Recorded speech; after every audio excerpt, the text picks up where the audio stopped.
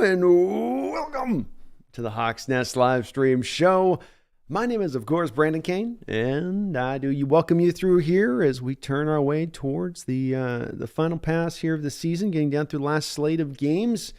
And it is rivalry week, not a game that we thought might be a little bit closer off season and right before the start of the year. But this is a game that looks like it indeed is going to be a tough one for our Seattle Seahawks to come away with a win, coming into San Francisco, who have beat them 3 times in a row over the last, 4 times in a row over the last about year and a half. So can they answer the bell today? Are they going to show off a little bit of that spirit of understanding? Look, we got no more wiggle room here. There is no room for error. Get it done today, lose today, and you still got your chances to go on and take the Eagles down and go on a run and whatnot, but it certainly dims any sort of playoff hopes that you might have. A real bit of breaking news coming down the pike this morning is that Drew Lock is going to be your starting quarterback for the Seahawks today. Geno seemed to have tripped over, we've seen him do a little bit of that this year, tripped over one of his guys on the practice field a couple days ago and caused a groin issue. Just on top of all the other things I know he's probably working through. So we are going to get Drew Lock. The folks looking out there and calling for and asking for the Drew Lock experience are going to be given that experience today, and we'll see how he can hold up. He is not being put into the most advantageous of situations here with some of the pass pro not being at its best lately, and then now you're coming up against the Niner team that is going to certainly be able to attack that kind of what's been a weakness for the Hawks throughout the course of this year. So it'll be interesting to watch, but we are going to get to see what we've got in a guy like Drew Lock and see if our Seahawks can find a way today to carve out a victory, to make it happen. The odds do look long, but as the NFL will show you, and you can see it even across the board in some of the early scores, anything can happen on any given Sunday. Anything can happen on any given Sunday. The Chicago Bears at 4-8 can take down a Lions team at 9-3, 28-13 right now in the fourth quarter in that game, and no one would have really have seen that being the way it was going to go. The Jets taking down the Texans today. Again, not really anybody seeing the Rams taking the Ravens all the way up to the brink. So weird things can happen. To take you guys through just quickly the slate of the games, early games. Buccaneers are up by 3 points on the Falcons. Lions are indeed down 13-28 to the Chicago Bears. The Jaguars are losing to the Browns 28-14.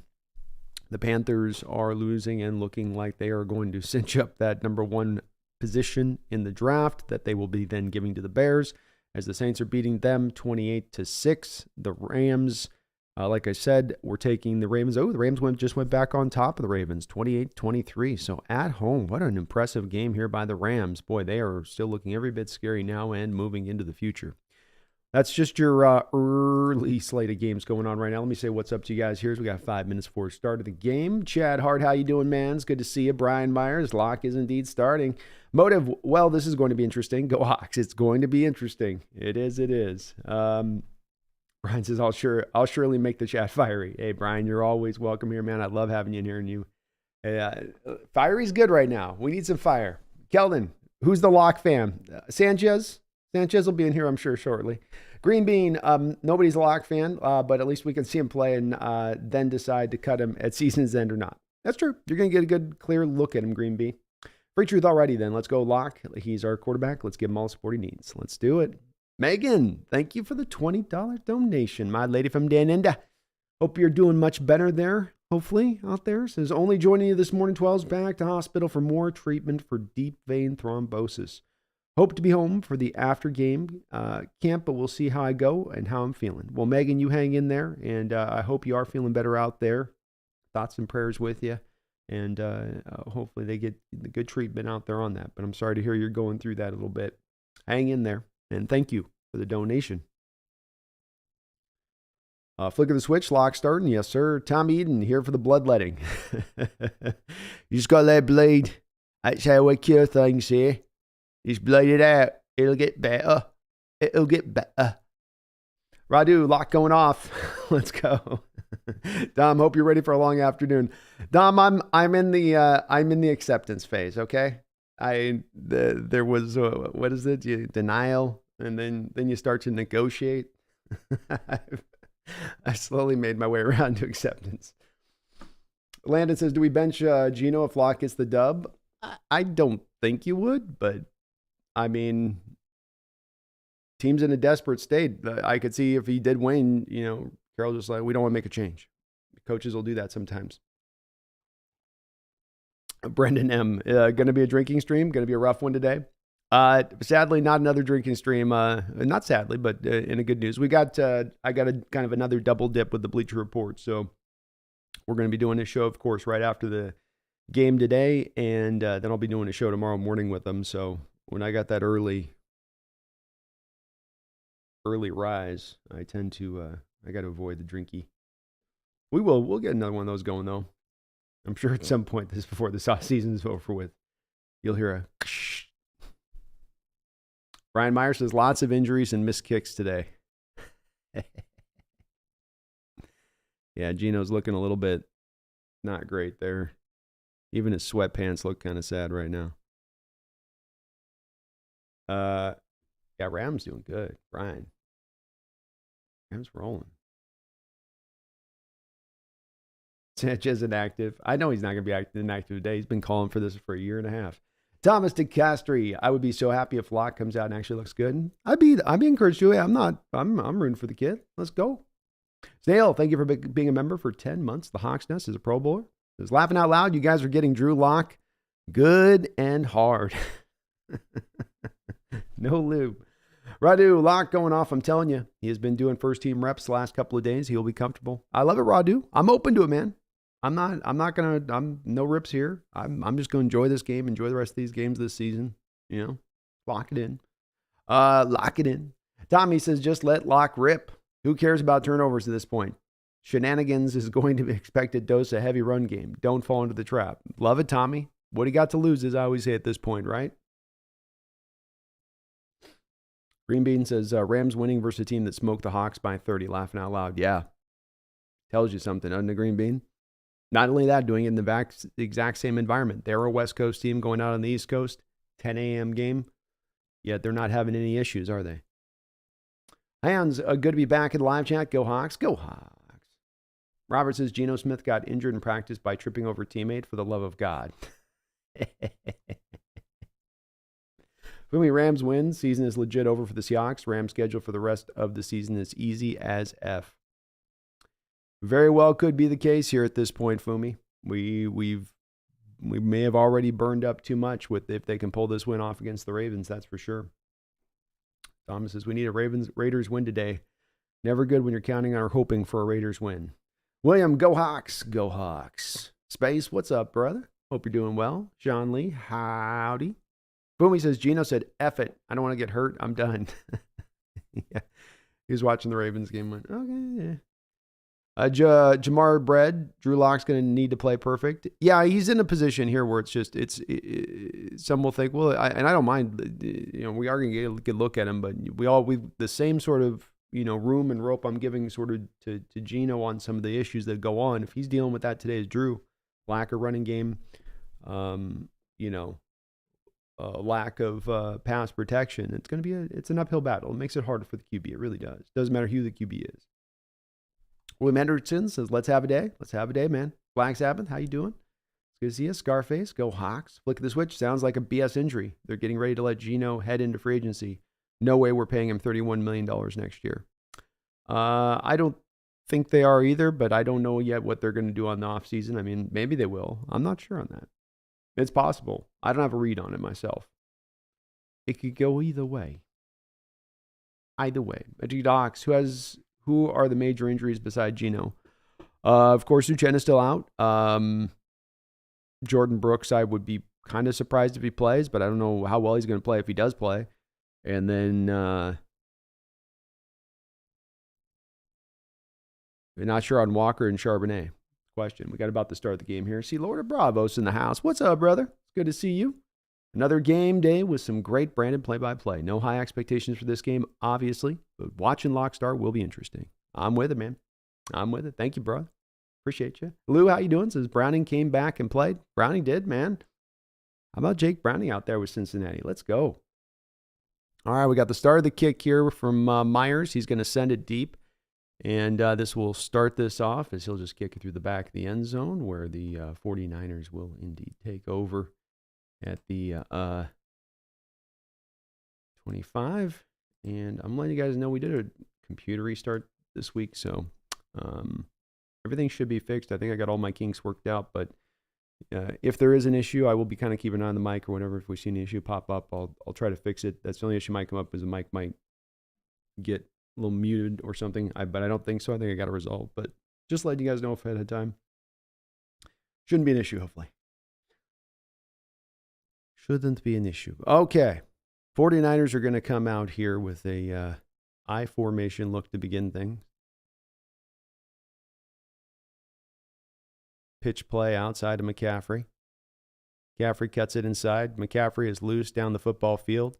McCaffrey is loose down the football field. He's 20 and 15 and 10 and 5 and 8. And they finally bring him down to about the 3.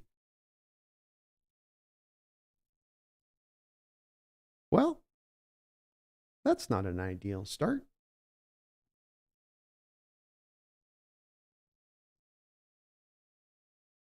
Pitch play to Darrell Taylor's side.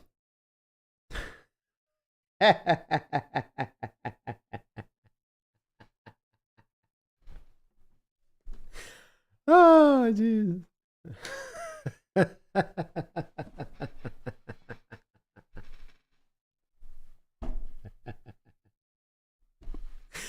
Oh, my God. Handoff inside the running back for a touchdown.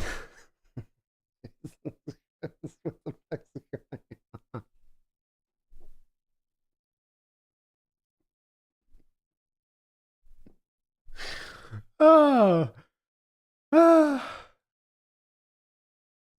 Woo. Shit, this is so horrible.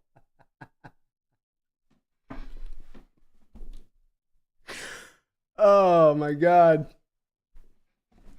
Oh.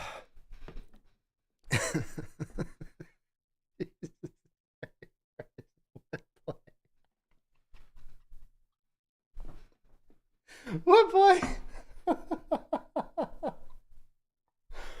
Oh, holy hell.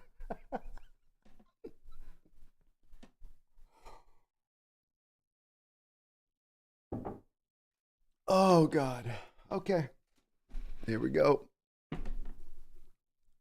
No, it's good. It's good.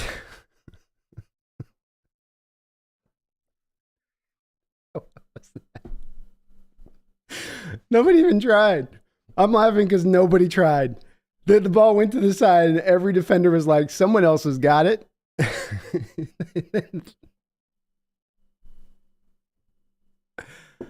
Oh my God. Just give me a second, you guys.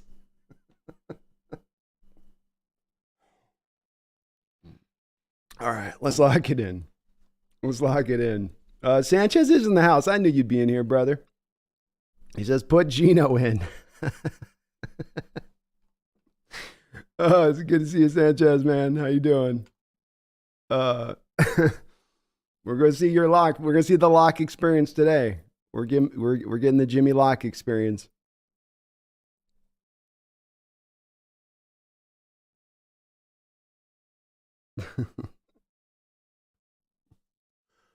All right, here's the kick, which will sail through the back of the end zone. It doesn't look like we're getting the Eskridge today as DJ Dallas is back there. 14:03 remaining in this football game. Niners up 7-0. Drew Lock will step on the field, 8-13, lifetime record, 58% passer, 25 touchdowns, 21 interceptions, and this will be his brand spanking new first start for your Seattle Seahawks. Drew will start this play in shotgun. Seahawks go into 3 wide. We've got Kenneth Walker on the football field. Nice little bubble screen out to JSN. There we go. Little 7-8 yard gain. That'll work. Second down.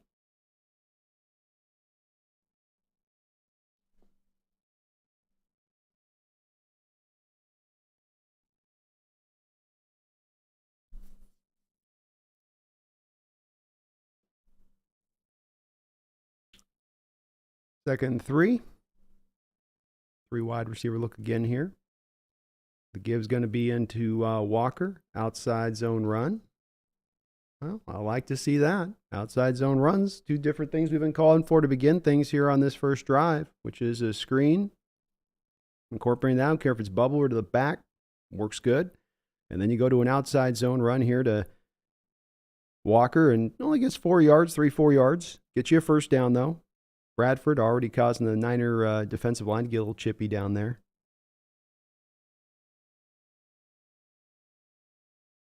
Niner defensive line is missing Eric Armstead today. 2 tight end look here for the Seahawks. Play action pass. Locke dropping back to throw. He's got a real nice pocket, and he's going to go deep here to JSN and almost get intercepted.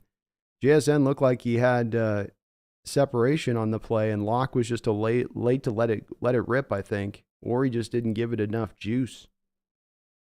But there's some separation there. He doesn't throw. You want to throw the ball out away to the sideline there and keep the safety out of the play. Instead, he throws the ball back into where the safety can get back into it deep.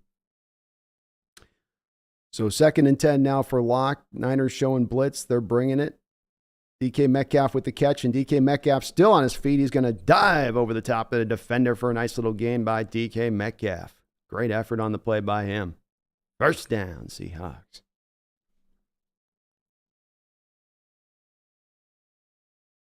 DK just shrugged off that Shadarius Ward tackle. Seahawks are already on the Niners side of the field now after a couple first downs. Locke back in shotgun. Looks like the Niners might have dropped offside. Locke, bad snap, reels it back in, gets it over to DK Metcalf for a catch. Gain of about 6 or 7 yards, but somebody jumped offsides there. Bosa was 3 yards deep on the snap. And Shadarius Ward goes over to the sideline. He's like, I don't feel like getting sunned up by DK today. I'm just going to, let me go over here and catch my breath for a sec. And offsides on the Niners there. Seattle will probably take the penalty. This will make it 1st and 5. Garth Knight, thank you for the $5 donation. Says, Brandon maniacal laugh already. Hide the bourbon. Yeah, I know. They already broke me on one play. I was just like, oh my goodness. Thank you, Gar, for the $5, man. Holy moly. 1st and 5 now. 3 tight end look here for Seattle. Walker, early penetration, spins out of it, but can't get much further along. Well, as often the case here, and this is where you're just running back perspective. There's not a lot you can do as a running back here. You get this kind of penetration in the backfield where you've got to redirect so quickly out of the hole. It just does make it hard. But with the penalty still, 2nd and 5. The Seahawks on the 40-yard line here, the Niners. 3 wide receiver look. Here we got a flag.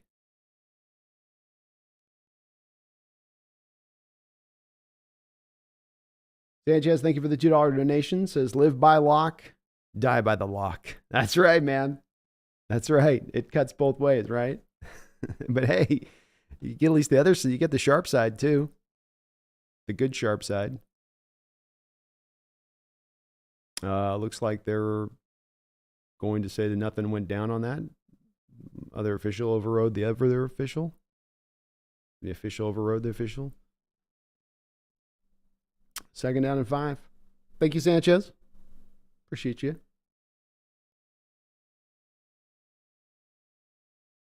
All right, what does Waldron call up here?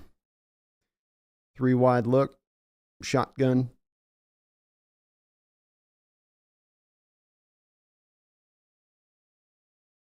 Another high snap by Brown. Caused a little bit of delay and kind of the timing of the play got mucked up. Evan Brown's had 2 snaps where he's whistled it just about over the top of Drew Lock's head. He's had to jump up and catch it. Come on, Evan. Get that stuff under control. Negative 1 yard gain there. Again, no real push there on the Hawks offensive line on the play either. Niners showing blitz here. They're bringing it. Lock drops back to throw. Great job by Lock there on anticipation. You got to throw that with anticipation on the out route there, and that's just what he did. Very nice throw. That blitz is coming. You don't got time. You got to go find your hot route receiver or the short route to go hit. Good decision making there by Drew Lock. 1st and 10. Nice little opening drive here for the Seahawks. Lock again in shotgun. 2 tight ends. Interesting play design here. Coming back over to the side. Woo! DK Metcalf, did he get his feet down out the sideline? Woo! Touchdown, Seahawks! Let's go! Did he get it down? Let's get the confirm. Spinning, turning, twisting, pinwheeling. That's 2 feet, baby. 2 feet, baby. Let's go. Touchdown, Seahawks.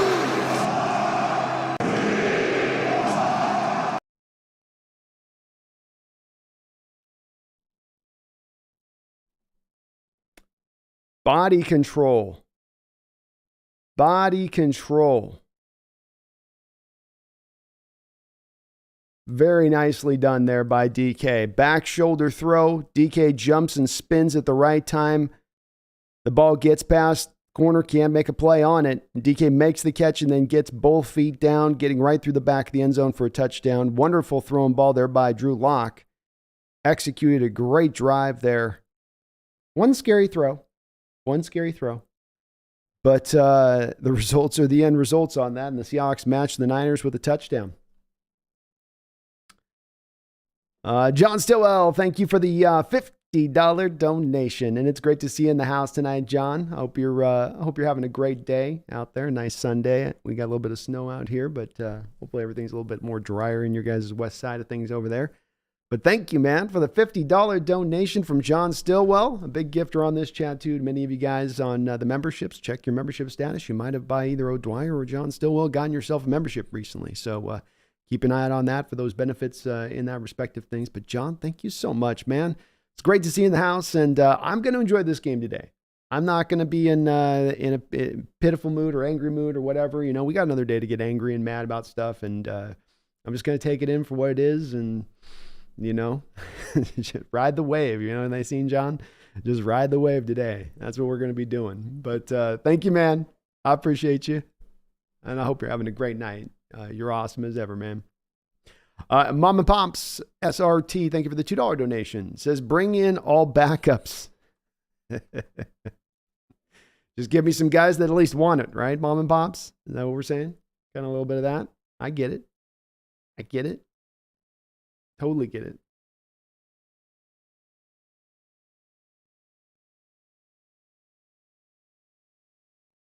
Sanchez with another $5 donation. Thank you, Sanchez, for the triple dono drop. It says, if we let the Niners score in 2 plays every time, our defense will never get tired. 4D checkers. That's right. That's right. It's the new strat. It's the new meta. It's what everybody's doing. You know, if you watch what all the real cool teams are doing this, you know what I mean? The long drive is dead as dead. The easily, quickly allowed touchdown is coming back in a big way. I love it, Sanchez. Let's go. Let's see if they can maybe stiffen up the run defense a little bit better on this second drive. That first one was a wee bit rough. And how about DK Metcalf? Showing you these past couple of weeks what he's capable of doing. 2 catches on that drive. Would have been 3 if he didn't have the penalty wiped out. Brilliant catch there at the end. Continues to show you what is there and untapped. I was listening to Mike Holmgren talk on KJR, and a guy that had some really nice little nuggets about a week and a half ago talking about this team. Shout out to you, John, for putting me. I was looking for that Hugh Millen soundbite, and it got me around to the Holmgren one. Just talking about some thoughts he had on DK that I so much very agree with, and coming from him being an offensive guy that really understands what he's seen out there, that there is so much more there in DK.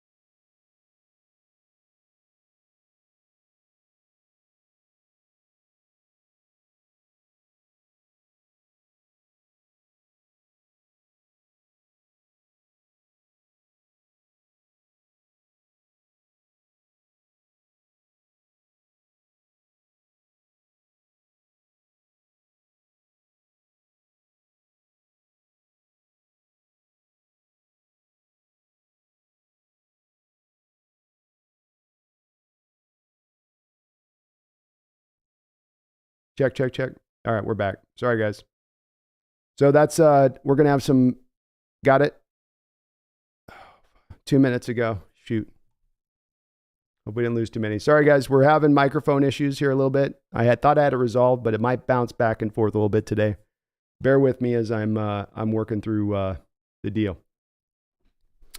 I think we got it right. I think we got it right now. It's good now, finally. Sorry about that. Yeah, we should be good. I had to reset my computer this week due to technical issues, so I'm trying to make sure it's back and right.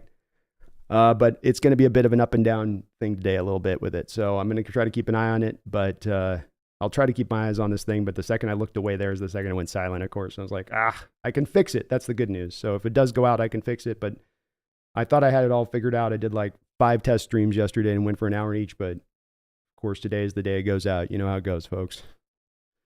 It's the old technical problems. But John Stillwell, I was trying to thank you for all the folks that you just gifted memberships to. Drew Lock dropping back here on 3rd and 6, rolling out, looking. Oh, I don't think he was able to find somebody.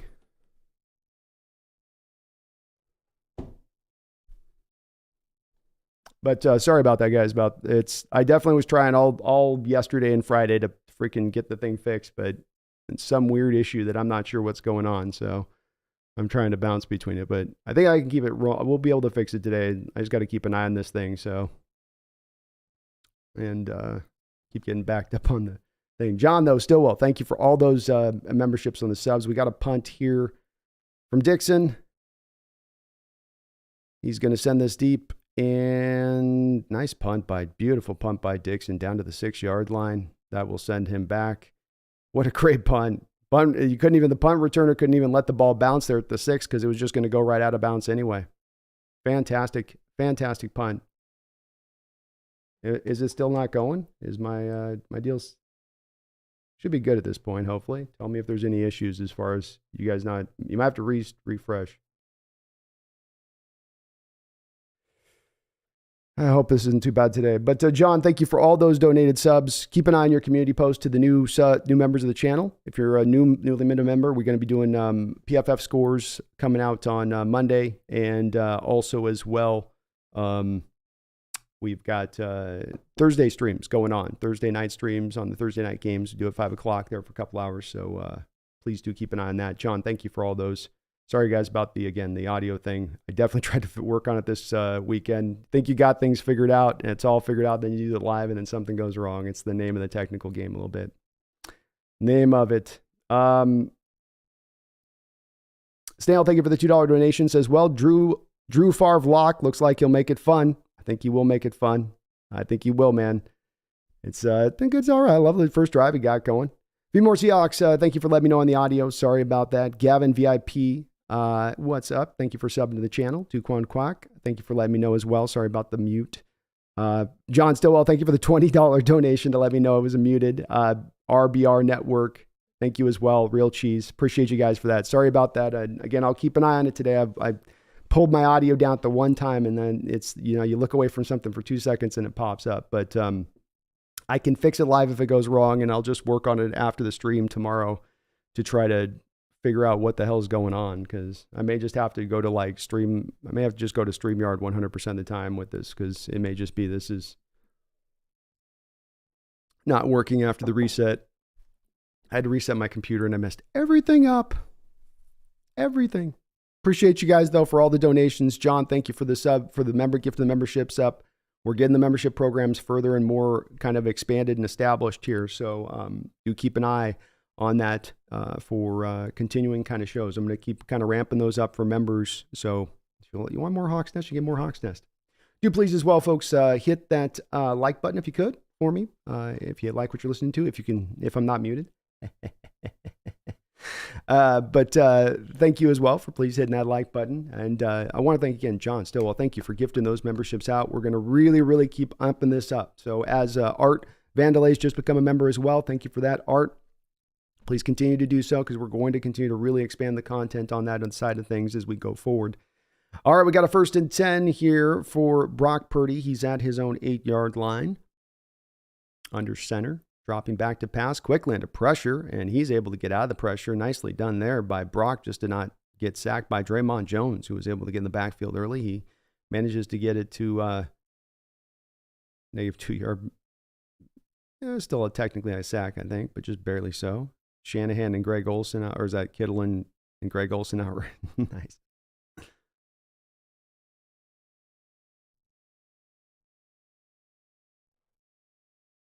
Second down and 10. George Kittle is back out on the football field. Got up a little bit after that last Quandary Diggs hit. A little gimpy. Shotgun look here for Purdy. Dropping back to pass. Throws it over the middle, and oh my goodness, Devin Witherspoon almost got himself an interception. Great play by Devin Witherspoon. Hope he's okay there. He really laid out Superman style for that thing. Just continues to flash every game. Great job, too. He didn't take the cheese on the first zone play there. Oof. Yeah, that looked awkward the way that Kittle hit it. Kittle came back and hit him on that play. But nice job by him. He peels off the first zone route, goes to the second zone route. Well done.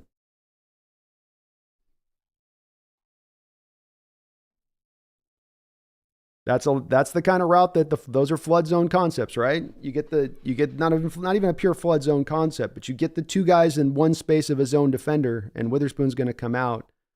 They think maybe he's concussed here.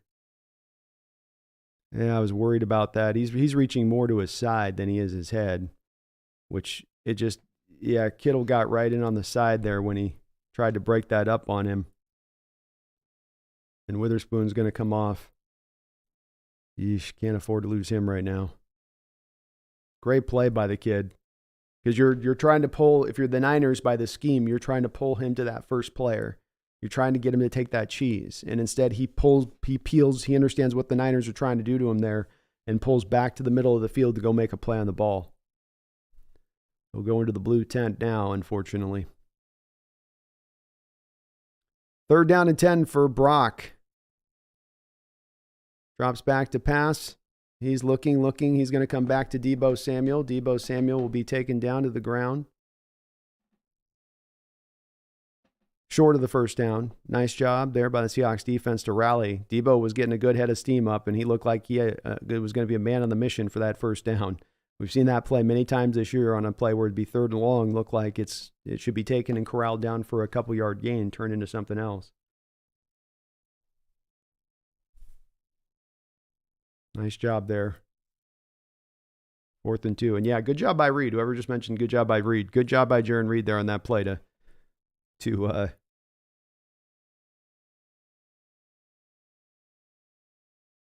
stay with it, because Deebo looked like he might not have gotten all the way down there. Like he did one of those spin out of moves. So he grabbed him and kind of hugged him up and said, no, you're not going anywhere else. Let's get the whistle dead and make sure this is down.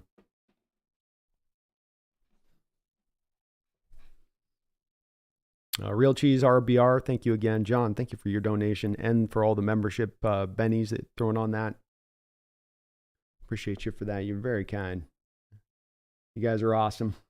And sorry about the mic issues. Hopefully they won't pop up too much today. It should be relatively good, but I may just have to use a different broadcasting source thing here as we go forward. I might just have to go fully commit to the StreamYard. See Lord of Bravo, Seahawks defense looking pretty stout suddenly. Yeah, they are. Looking pretty nice. I'll be right back. 1 second.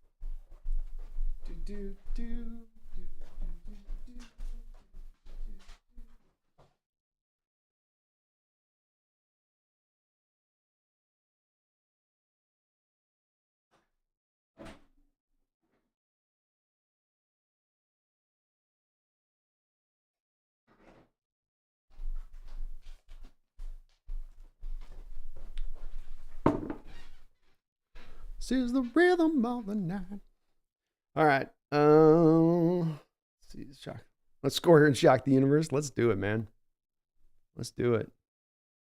The Ravens actually end up losing to the...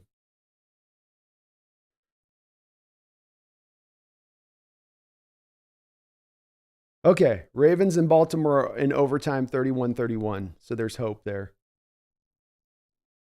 Is Spoon okay?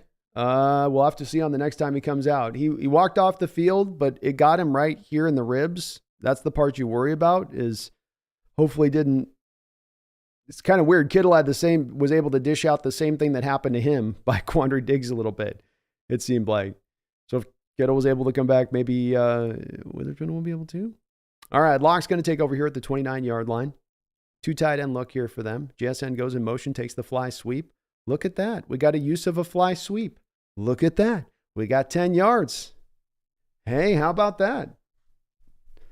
Offensively already, we've done 3 of the things me and Brendan were talking about, wanted to see when we did our preview show here, including fly sweeps. Doth my eyes deceive me? Let's go. 4:20 to go. First down. Charbonnet now in the backfield for the Seahawks. 3 wide look.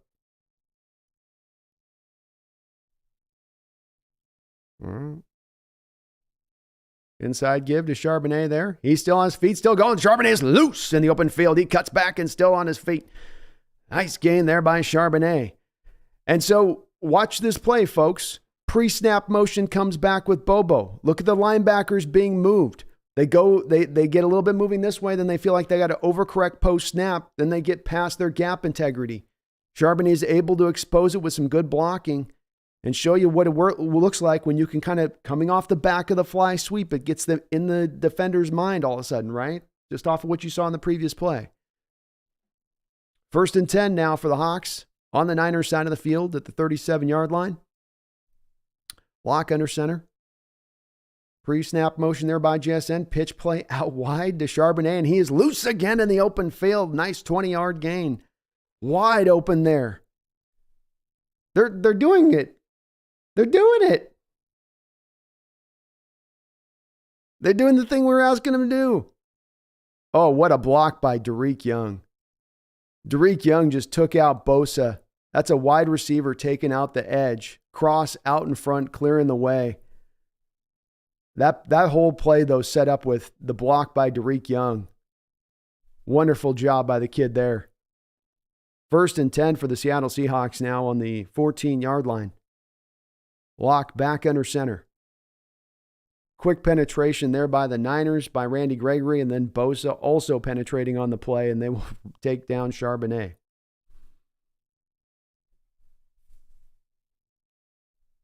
But boy, seeing the Seahawks offense do some of the things we're asking for, fly sweeps, outside zone runs, pitch plays, work the edges of the defense as much as trying to always establish it up in the A and the B gaps.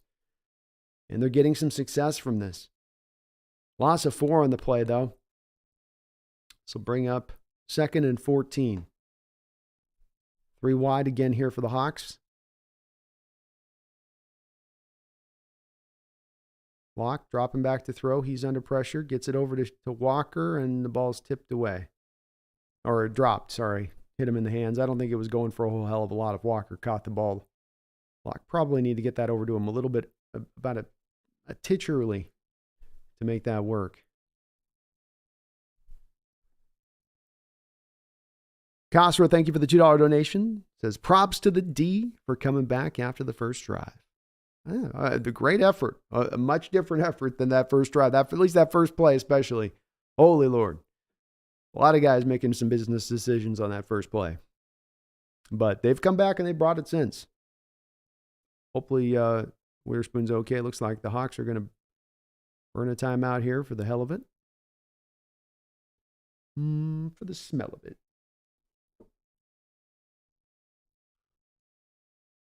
Let's go. Let's go. The Baltimore Ravens take down the Los Angeles Rams 37-31 in overtime. The dream is still alive. The dream is still alive.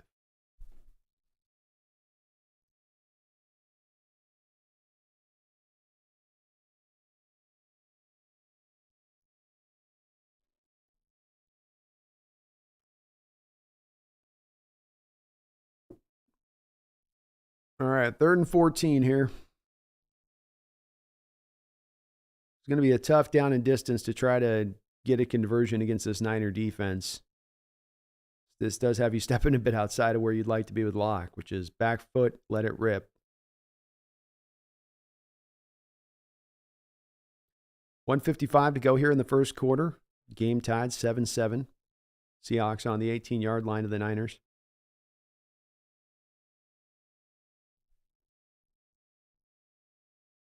Bubble screen to Walker there. And he's going to be lucky to get back to the line of scrimmage, maybe about a half yard at that. So, not even a play where they're trying too much there to push it up the field on that play. But 3rd and 14 is a hard get. So not a high likelihood of converting that any old way on that one.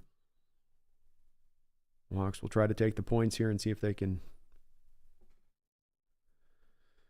get it here with Jason Myers. Please don't tell me the Hawks are going to have to burn a timeout in order to get a field goal. Holy mackerel. A lot of confusion here by Seattle. Are they going to have to burn another timeout? They're going to burn another timeout. 2 timeouts there. I guess we'll get an actual flag. Carroll will just take the flag rather than the timeout. I don't understand the confusion there. You know you're going for a bubble screen. You're not going to get a play on. Why are...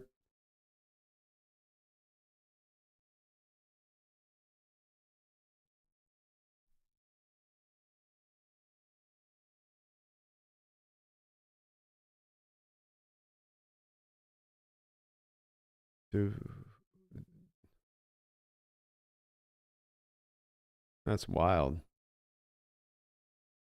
That's wild. All right, Myers is going to attempt this kick now. Myers having a pretty tough year overall here so far. He's had some games where he's been on and some games where he's been off. He will line up now for a 40-yarder.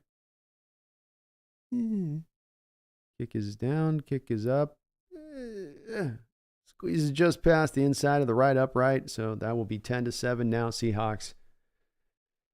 And they take the lead. 56 seconds here left to go in the first quarter. Okay, I'll take it.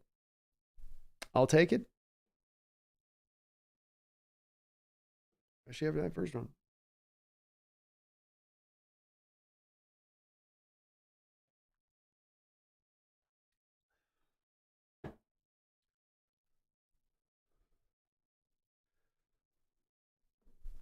I'm glad Pete took the penalty rather than letting the second timeout burn there. I do like that he did that. I don't know how they got to the miscommunicative state there on that, where you don't know who's supposed to be out on a field goal attempt. MJ Seahawk with a $5 donation captures exactly my confusion on this as well. He says, week 14, and we are confused on who is on special teams? I'm in the same place on that one. I'm going, whew. I'll tell you what, if Myers was back another 5 yards, I don't know if that kick might not just drift another couple feet to the right. So it's, But yeah, that was, if they had burned a timeout there, that would have been frustrating because you already just burned one needlessly, a play back. Well said, MJ.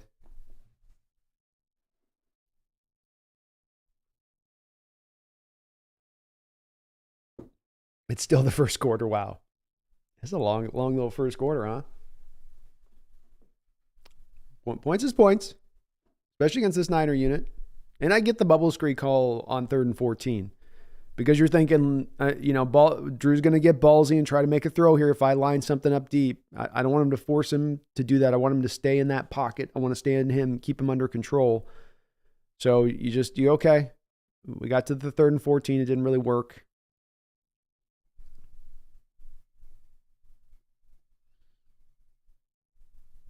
Still a good drive overall, and Waldron's play calling is still along what I wanted to see, which is use of the screen game. Seen a couple bubble screens. Let's work in the fly sweep. And let's please, now that we've gained 10 yards on it, please not bail on it again like we did a couple weeks ago in that Niner game when Eskridge also got 10 yards on the fly sweep. Let's go back to it again now, right? I'm not saying they got to hammer it like 4 or 5 times over, but, and we got Witherspoon on the sideline. Witherspoon's back. And he's wrapped up, so it don't look like he's coming back. His back is wrapped. Don't look like he's coming back. Here we go. 10-7 now. 56 seconds to go here in the first quarter. Well, kick and return will bring this back. Ooh! Radigan came up and absolutely lit up Deebo Samuel. Let's go, John. John with a nice little stick. Don't tell me the Ravens won that game on a punt return. Wow, they did.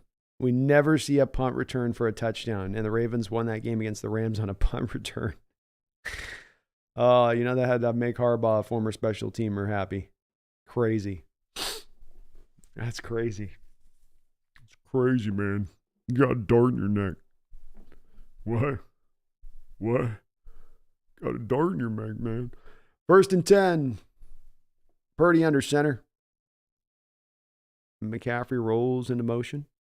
Purdy liking what he's seeing down the field on a post route to Brandon Ayuk, and he is able to hit it. Going right after Mike Jackson. Now in the game for Devin Witherspoon. And that's a cover 3 beater right there.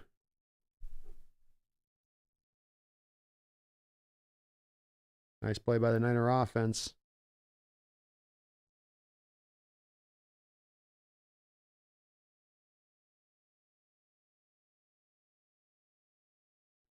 Gives to McCaffrey here, and he is going to get upended by Jamal Adams.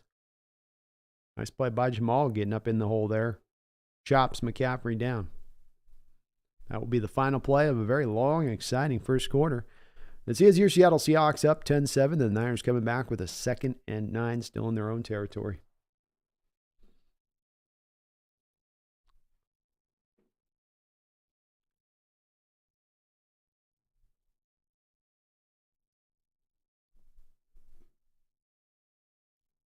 Never a bad time for a little Will Ferrell. Snap. Hey, little Will Ferrell.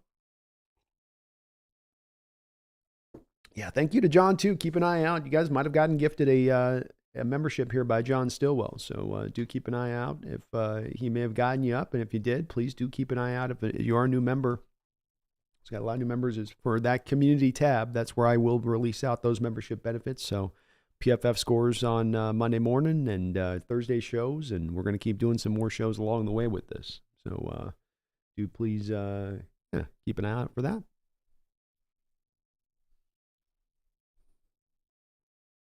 Steven says, yeah, Brendan, but I took the Rams with 7.5 points. Oh. That's a bad beat, Steven. That's a bad beat. Makes you feel any better. I was rolling along pretty good on mine, and then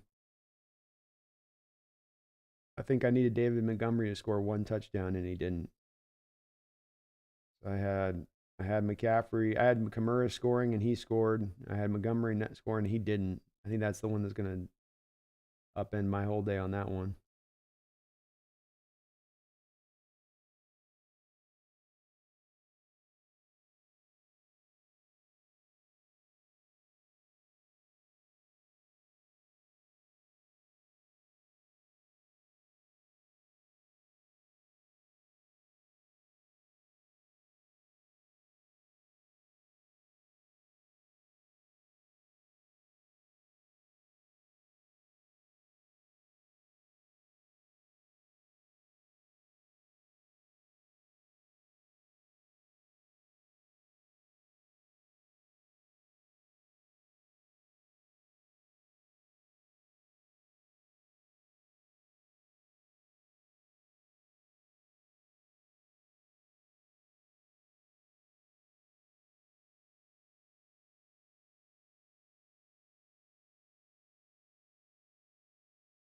Check.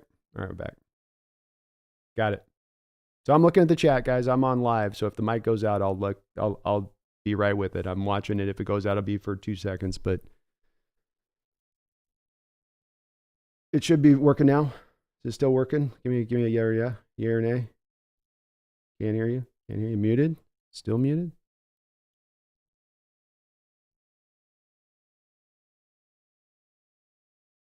Check, check, check. Back on. Okay.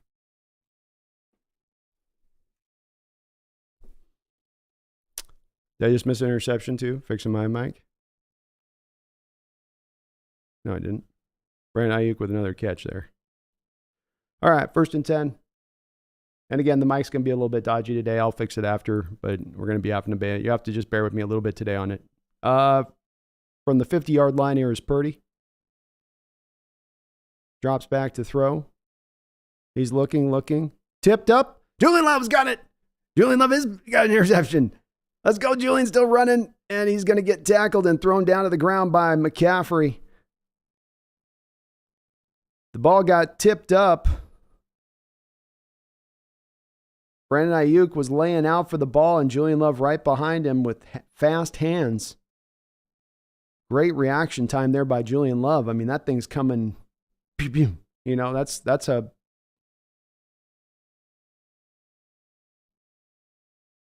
Let's go. And it's picked off by Love, says Random the Cut with a $2 donation. Yes, and sir. Yes, indeed. Yes, indeed. Let's go. Not too shabby. Not too shabby at all. Hawks got maybe a little bit of momentum we can work off of here. See if the offense can keep picking it back up. But the defense is kind of locking in here a bit. Now, it was obviously a nice, it took Brock having a little bit of an errant throw there for you to be able to get that, but right place, right time. That's where you got to be sometimes. Big man, Samp. Yep, D. Eskridge is indeed inactive. Unfortunately. Random cut, I drink to interceptions. Don't we all? Don't we all?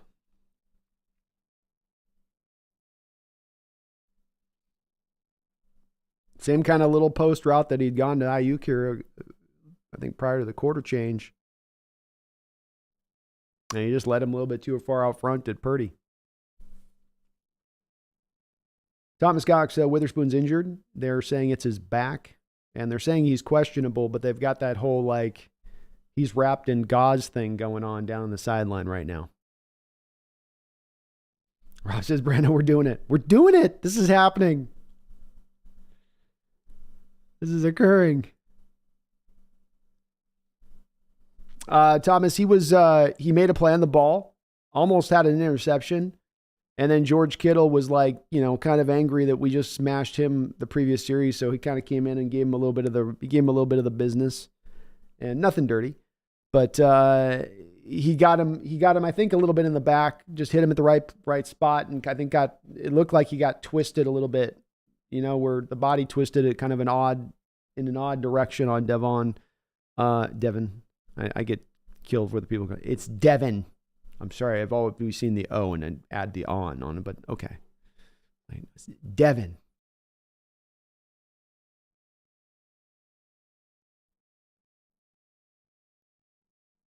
Shanahan and Ayuk kind of talking there on the sideline. I don't know what Shanahan wants him to do there.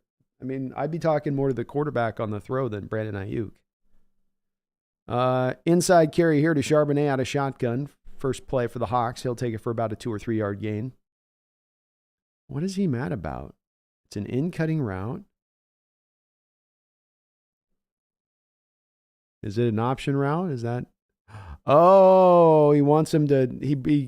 Okay. So Brandon Ayuk cut it inside, and Shanahan wants him to run it to the post. Okay, I get that. Well, that's the tough part about option routes, Not everybody's going to read it the same way. Play action pass here, out to Will Disley in space. Disley's going to be cut down quickly for a very short gain of about 2 or 3 yards.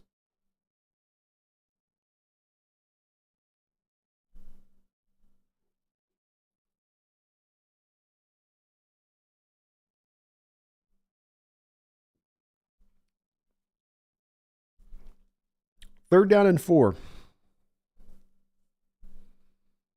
You like the down and distance here with the defense. Seattle's 1 for 3 today on third downs. Niners have a lot of pressure up near the line of scrimmage. A lot of guys' bodies up in there. They drop out of it. Front four pressure look here. Locke's going to try to whistle this over the top, and we're going to get a flag. And it looks like it's going to be holding on the Niners, Lenore. Let's see. Did they actually call a holding penalty on DK? Yeah, see, you see what Lenore's doing there? That's what the Niner corners teach their players to do on DK. And they get away with that a lot. But that's the exact kind of crap I talk about when I say the DK gets the hack-a-shack rule stuff going on.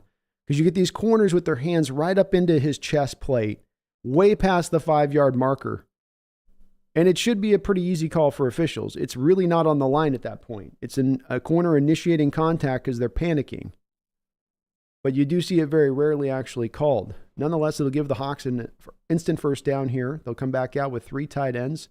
Charbonnet, again, back up into the middle here for a 4 or 5 yard gain. Very nice job with his vision there to just kind of pick his way through traffic and find those yards.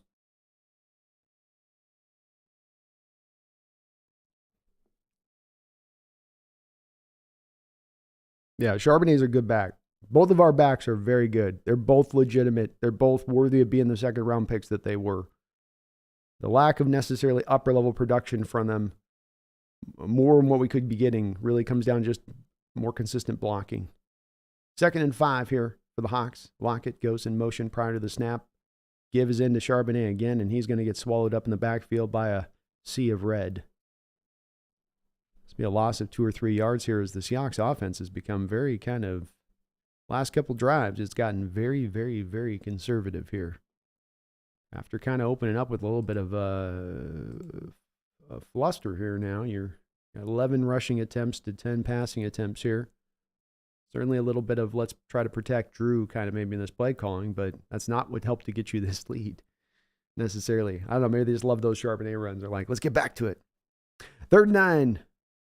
Shotgun look here for a lock right around the 50-yard line.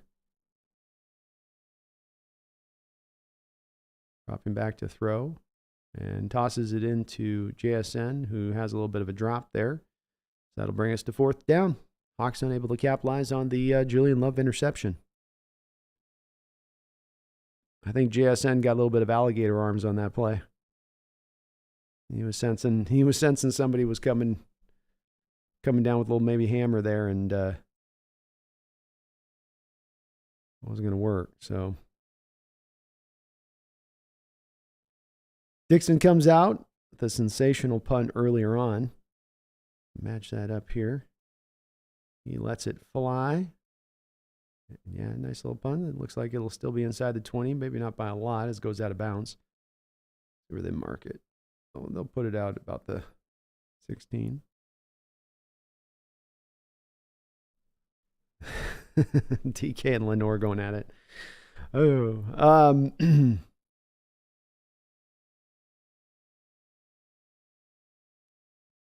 Duquan, thank you for the $5 donation. Thank you as well, Duquan, for the let me know in the membership thing on the mic being muted.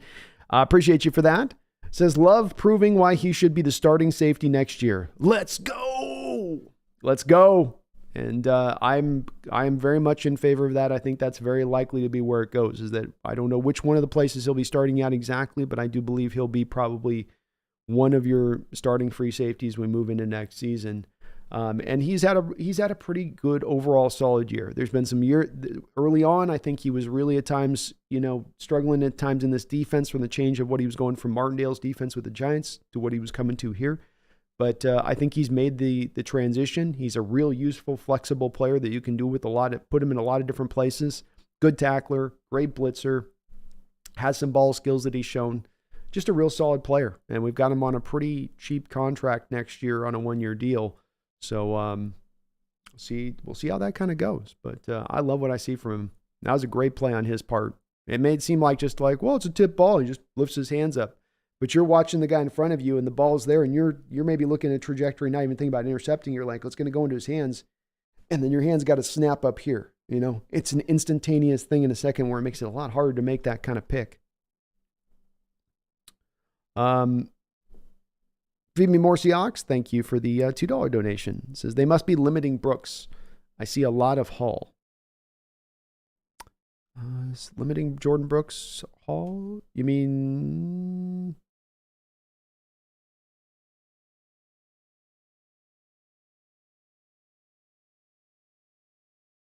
Yeah, I think they're playing. It looks like they got, like no other linebackers even got a tackle right now on the other side of that. So it looks like they're doing a lot of maybe trying to use Adams down there a little more in linebackerish role with Brooks out, but it doesn't look like it's necessarily Bush. I haven't been watching as close on that feed me, I got to admit, with it. But I'll try to keep an eye on that. I'd be interested to see what they're doing there with it. Thank you, though. $2 donation. Says Casra, says, I think Pete watched your stream and did what you said. He's definitely employing a lot of things I would hope that they would have here early on, offensively speaking especially. So that's good to see. And hey, you know, it's there to be had anytime. I've said for a while, these adjustments are there.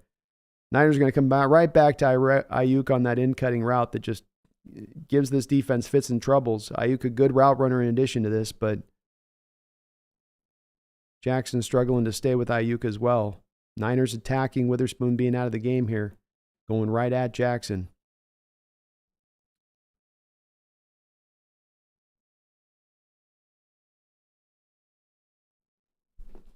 First down for the Niners.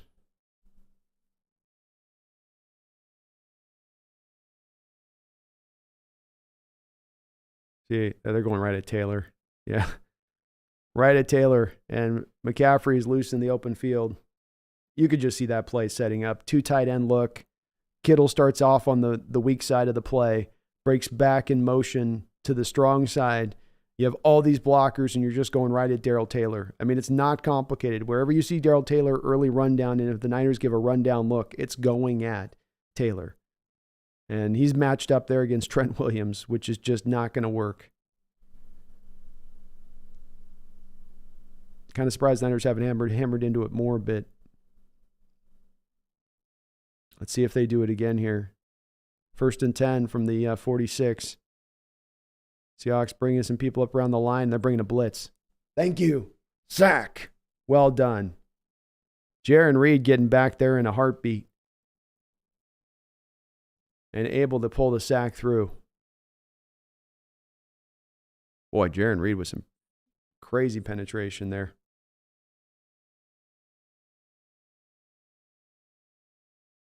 He whooped the guard fast there. 2nd down and 18 for the Niners.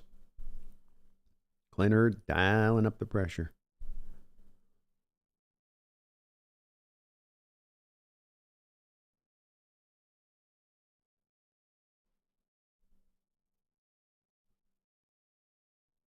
Pressure coming again here.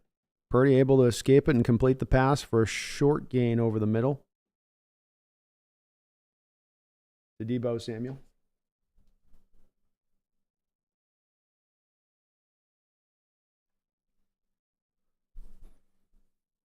So 3rd and 11. Seahawks defense has really gotten rigid here for the most part since that opening McCaffrey run. 8:35 to go. 2nd quarter. 3rd and 11. Seahawks bringing a blitz. Gets picked up by the Niners. Gets picked up clean by the Niners, and Deebo Samuel running fast and loose in the open field. Touchdown.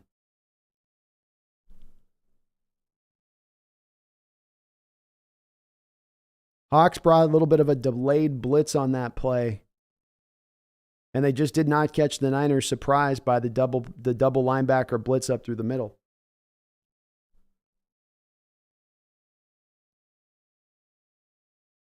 And Jamal Adams just gets smoked up in coverage there, late to react on the play. You can blitz, you're going to take the risk, you know. If I want to take the risk, stuff sometimes going to bite you on the butt on the other side of it when you do risk. I don't love delayed blitzes in that respect because they can kind of, it was like you went with the front four and then you're like, okay, Bobby, you go. And then that gave him time to pick up Bobby. And then you go, okay, now you go, Jordan. It was a real like slow rolled blitz that just kind of ended up having you run into a pile of bodies. Touchdown, though, Niners, nonetheless. Cosworth, thank you again for that $2 dono. Snail, thank you for the $5 donation. Said, Pete said on the radio they would make the playoffs. If he pulls this season off, it will be mighty impressive. If he can get this team into the playoffs right now with where they've drifted to, which is the tough part, because in NFL seasons, I think once you start getting the energy drifting into the direction, the particular manner in which it has here, this, kind of back half of the year, basically since about the Ravens game, it's really hard to reverse course that. And it would be a testament to a coaching job to keep the motivation of the players and keep them, fighting that hard to be able to make it happen. But, the odds are still kind of long here. You're going to have to kind of steal one of these wins away, be it this Niner game or the Eagle game next week. And then, as we had with the Rams today, get some help probably on some other things. But I love his confidence. And like you say, it would be impressive. Appreciate you, Snail. Thank you for that $5. Jordan, thank you for the $5 donation as well. Says, run, run, pass. Run, run, pass. Run, run, pass. Where have I seen this before? Harkens back to the old Chuck Knox days, doesn't it? The old Ground Knox. That was his claim to fame when you were a Hawk fan growing up in the 80s, as we had a head coach who was offensively minded, driven, and he loved to run the ball. He loved to run the football. And I love Chuck Knox. He was great. But his offenses weren't the most complicated of affairs. First down run, second down run, third down pass if you haven't gotten the first. And yeah, the last couple of drives, I've been noticing the same thing. You kind of started out with a little bit of aggressiveness there with Locke. I know you don't want to try to have him throwing 35, 40 times against this 49er front. And I know you're also feeling really good about where Charbonnet is, where he's 6 carries, 45 yards. And so you're going, okay, let's keep going with the horse that's working here. But I think you got to try to, if you're going to go win this game against the Niners, you're going to have to take it away. And I don't know if the Hawks defense overall has played pretty well in this first half, as this Niners offense has shown. You can not only kind of keep them contained, you're not going to ever really just fully stop them.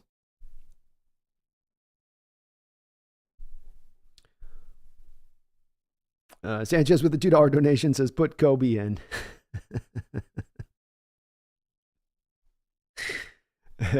We lost Rippin, so we can't call for that. He got snatched off the PS. What are you going to do, man? Duquan with the $2 don't know as well says Jamal. Ugh, yikes. He's back there in what looks like cover 2. Cover 2 is supposed to be that you pick up the receiver then coming through your area. But let's see, they're going to show an all 22 shot. Let's see.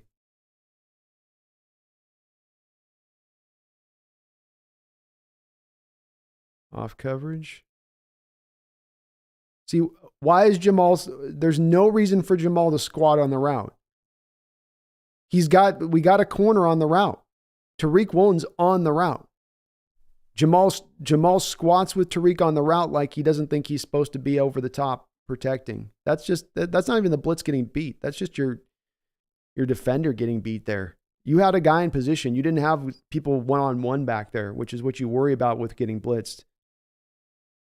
And Drew Lock comes out firing here on the first drive. He's going to hit Tyler Lockett for a 15-yard gain. There we go. Keep it going here.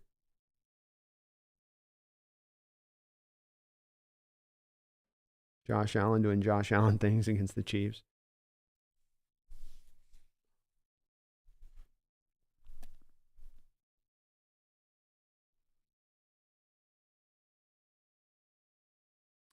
First and 10 for the Hawks at the 45-yard line in their own territory, down 14-10, 7:42 to go here in the second quarter.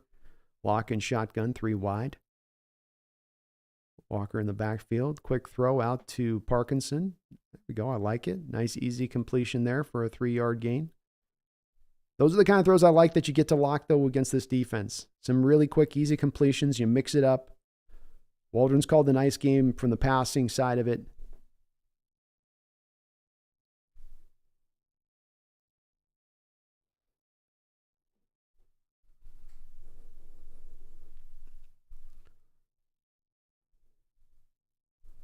Second down and 7. Lock back to throw. They're going to run a little screenplay here to Walker. Walker looking for space. Not much to be had. Still like the use of the screenplay here. Not necessarily the greatest result, but you got to like the tactics of it here. Trying to just slow down that Niners pass rush. See if you can catch him trying to get it too far upfield. Fred Warner showing why he's maybe the best in the business there in his pursuit on that play. 3rd down and 6.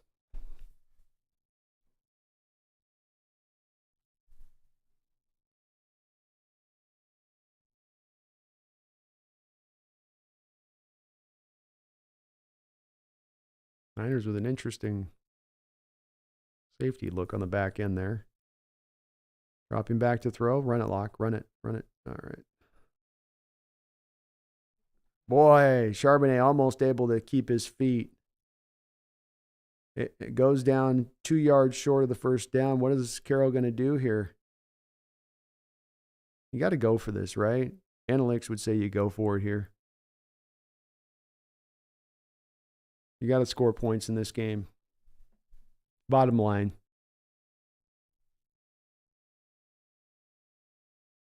Fourth down and 2. Are they just going to try to get him to draw offsides?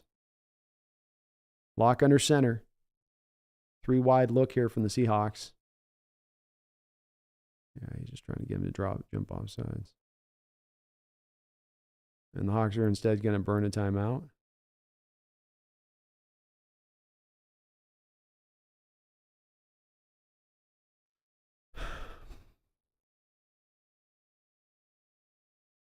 They'll just take the flag and punt it. Okay. No big balls Pete today, I guess. No. They're not scratching. They're not scratching the top of the turf this evening, I suppose. David, thank you for the $5 donation. Says that touchdown was more on coaching than Adams. Blitz Adams and put Love in coverage. But no, they let Adams get isolated on Debo. 100% agree with you there, David. 100% agree with you there. Yeah. I was looking into the data on this last week. A fair catch caught at the 15-yard line by the Niners, where they'll take over.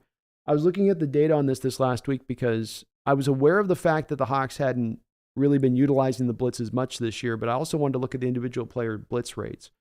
And with Jamal, when he did what he did with the Jets when he was at his best, you had him well over 6% in his blitz rate. And we got him down around 5%. And I just don't know why they don't use him more for that. His grade's been good in PFF as far as his pass rush goes. But he has shown many times over that leaving him in coverage in those situations, cover 2 or sitting back there in space, it's not his game. It's not his bag. And the coaches know that at this point. There's plenty of tape to it that showed this. But, yeah, I agree. Julian Love would have been back there at least covering that up. 1st and 10 here for Purdy. From the 15-yard line, he's going to drop back to pass. Pressure. Ball's wobbled out. And that will be incomplete. Those are those kind of hits Purdy takes that makes me think sometimes he's going to have a duplicate of that Eagles injury. Because for whatever reason, maybe it's just his size, he takes those hits where that arm comes up, and it's always right there where it's about to just, his arm's coming here, and it's almost hit. Leonard Williams created the pressure there. And you just see it just about getting hit, and you go, ooh, man. You don't want it to happen, but I've seen a few different times when he does get sacked at times, that arm's coming back in that way, just where he's really exposed. 2nd down and 10 here for the Niners. Purdy back in shotgun. Dropping back. He's feeling some pressure here. He's going to try to scramble and get drugged down to the ground after an 8 or 9 yard gain there. Michael Hyde, thank you for the $5 donation. Appreciate you for that. Says, we have an out in Jamal Adams' contract for $20 million. Should we take it and draft or get a new safety in free agency? What a great question, Michael. Let me answer it here in 1 second. Let's see what happens here on this 3rd down real quick, because I do have an answer for you I've been looking to do. I'm actually going to do a video on this very topic soon. Niners 1 for 3 in this game. 3rd down and short. McCaffrey in the backfield. This is, it feels like a handoff. Seahawks bringing a blitz again here. Bobby getting through, but a quick completion inside there to Brandon Ayuk for a 1st down. I think that what you're likely to do at this point, in my opinion, Michael, is that he's not going to be a tradable asset. Number one, because I don't think that anybody's going to give up anything for him because he still carries a heavy, big base. But number two, as well, you're going to want to make a post-June 1st designation of Jamal. So you split the dead money up between 2 seasons, and it means that the net is you clear a lot of cap space. 1st and 10 here, Purdy back in shotgun. They're going to go with a fly sweep out here to Deebo Samuel. First one they've run in the game, and it's going for some yards. 20 yards, 25 yards. Up the football field, there's Deebo Samuel. They haven't gone to it once this game, but when they did, it was there and fat. One of the reasons I feel like Carroll should have gone for it on the 4th down, because this is not like the Niner offense isn't moving today or going to be able to move. Your defense has had some good stands, but you can't lean on them like they're the strength in this game. And Jamal Adams again. Woo! The telecast is just putting him on blast, too. Oh, my God, dude. Oh, my God. What a horrible effort by Jamal in that play with Deebo. Jeez. The telecast showed like 4 shots of it. For 1st and 10 for the Niners, as they are now on the Seahawks side of the field. Looks like the 49ers jumped a little bit early. So you split the dead money up between the 2 years, Michael, so you can maximize the savings for this year. At that point, then they've got to still make a decision on Quandre too, in addition to that, Michael, which may be a conversation for another day. But yeah, I think you would most likely try to look for you can kind of go 2 different ways. There's going to be some good safeties in this class that they could look at, Michael. You could also go out into free agency and go find, like, remember a couple years ago, we got a Bradley McDougald type in free agency that wasn't some super great safety, but he was really solid. He could do everything really well. He could play some free, he could play some strong. 1st and 15 for the Niners here. Back under center is Purdy. He'll give this off to McCaffrey. Leonard Williams coming alive on this drive. Grabs McCaffrey and slings him to the ground. So I think you could kind of go one of those 2 routes. I don't expect the important part on this, Michael, is them to then invest a lot into the position as far as monetarily speaking. Maybe a high draft pick, maybe a low-cost free agent. But being where the value of the position's at, you don't have to spend a lot of money to get it even kind of average performance from the position. And so that does remain the thing that's there for them to, potentially take advantage of here, if they will. Then we're going to get down to the 2-minute warning here in the fast-moving second quarter compared to the first quarter, as that will take us down here or there. Seahawks are down 10-14 on to the Niners here at this point. So, Michael, I'll go either way myself. I just want to see them pull back the money from the position, and I'm expecting them to do so. I mean, Jamal's not doing anything that's going to make this decision, I think, particularly tough for them to make at this point. I'm working on the video right now. Shout out to you, John Stillwell, for the recommendation on kind of showing a bit of what's going on with him this year.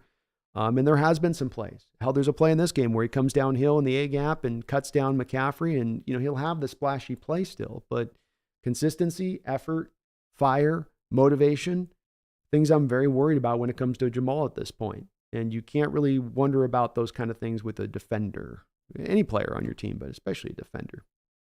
Thank you, though, Michael, for the $5 donation. I appreciate you for that. Barry Soy Toro has been a member of the Hawks Nest for 28 long months. That is almost 3 years he's working his way to now. Thank you for that, Barry.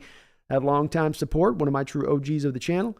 Says hashtag FirePete, hashtag Pete out. The trusting the defense on the punt thing is pretty funny to me on that. And he's done throughout the year with it. I'll trust the defense.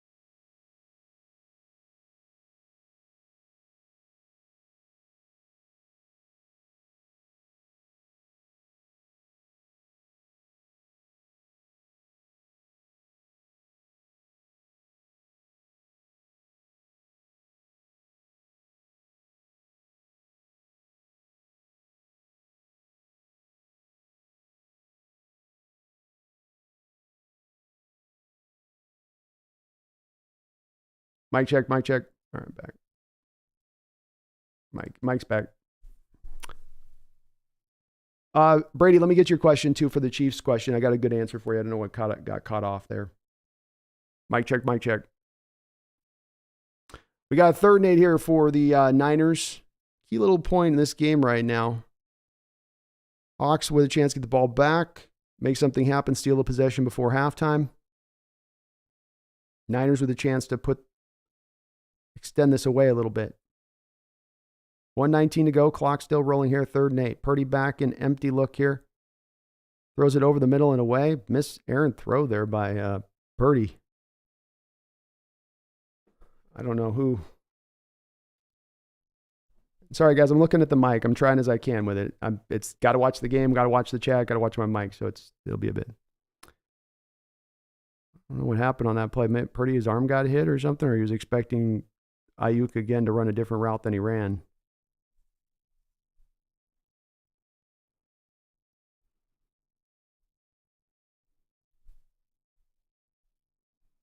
Yeah, hang on with me on the mic today, guys. It should be good for the most part, but I'm trying to watch. It's a lot of things to keep an eye on. Need a producer today. Ooh, nice punt by the Niners. That'll be at the 8-yard line for the Hawks. So Locke and company are going to have a long way to go. 1:03 to go here with 2 timeouts. Ideally, just the least you like them to get into field goal range.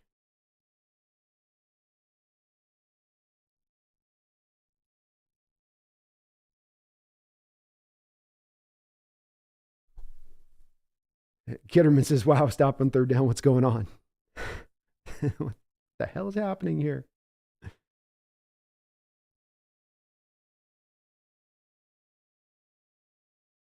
Art says, yes, listening to your voice must be difficult.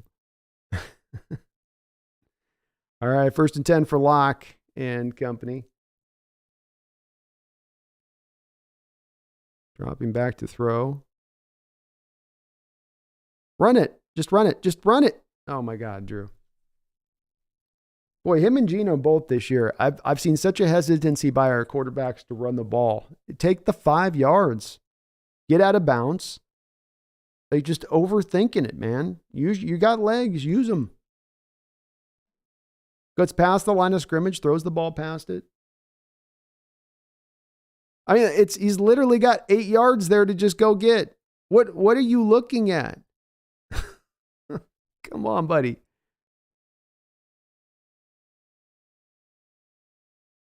He's just so certain he wants to get it up the field. Like, I got to get it up the field. Like, just run the ball. He's missed a couple time opportunities in this half where he's just like with Gino. They get so into I'm going to be a passer. The modern game is sometimes about taking those free yards.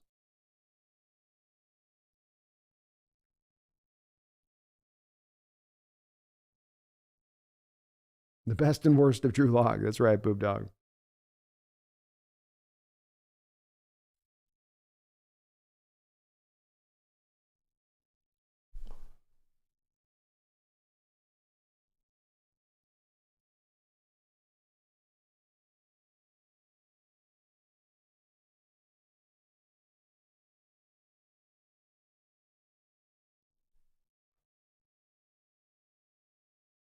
$45 seconds on the clock.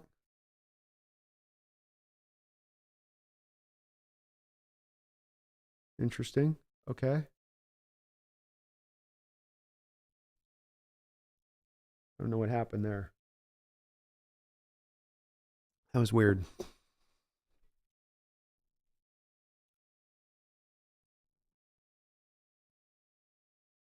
Second and 13 for the Hawks. The clock still is going to roll, I guess, at this point. The Niners are not going to call a timeout.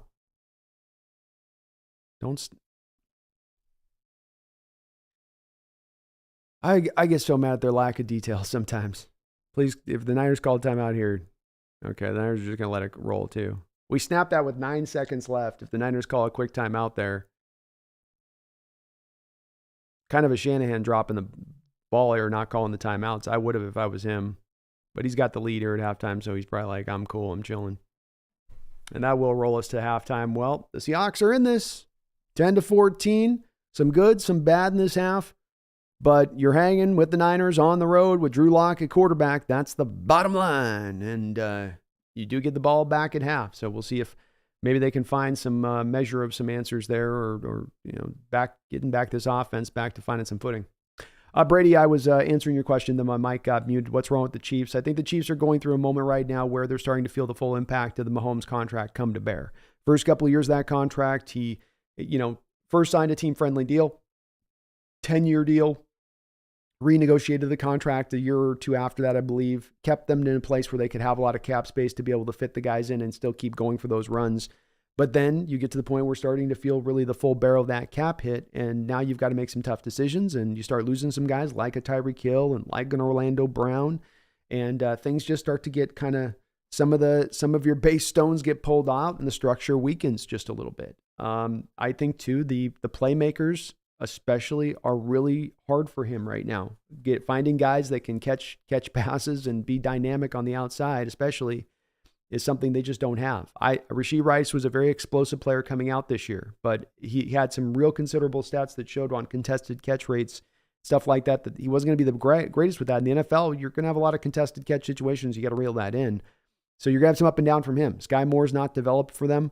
They went out and got Marquez Valdes-Scantling, who's really never, I thought, was all that much as far as a player really with Green Bay. And they're trying to kind of make it all work with these sort of second, third rungers. And you do need some dynamic talent on the outside in this modern NFL day. So it's a combination to me of a couple of those things kind of all coming to bear a bit. And it's not really on Mahomes, but it's all of that. It's not having the line quite as good as it's been with Orlando out. Now you got to put a new left tackle out. They're kind of getting by there at that point. So they're still a very good team, but you're going to see them go into this offseason making, I'm sure, a very big aggressive push to get him some more skill position players. Kadarius Toney, another one that was them trying to get by with something that was very limited. It's kind of their whole receiving core is just kind of limited.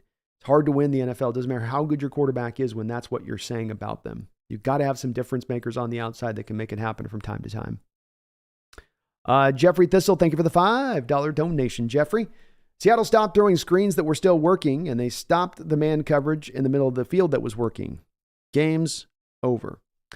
Definitely drifting back to a little bit more of the zone stuff, it seemed like, I would say there. And yeah, especially just going to more of that running game where they started to just try to hammer that over and over through the second quarter and hoping that was going to be the thing that guided them through the way there, Jeffrey. You got to stay aggressive in this game. We're not going to keep the Niners offense contained, you're keeping them under 24 points here. They're going to probably come up near 30 points on you in this game. You got to have to match that. Drew Lock back up or not. And so you got to me, there's nothing lost in trying to be, to me, a little bit aggressive here and going for it on that. And I do want to see them continue to keep the screen game work in the second half, to your point on that, because it does, I think, keep that defensive line thinking, we can't go hog wild here. Got to dial this back maybe just a little bit. Maybe just a hair here, But thank you, Jeffrey. Appreciate that donation. Very, very kind of you. I got the... I'll be right back. Let me get a little more coffee. One sec.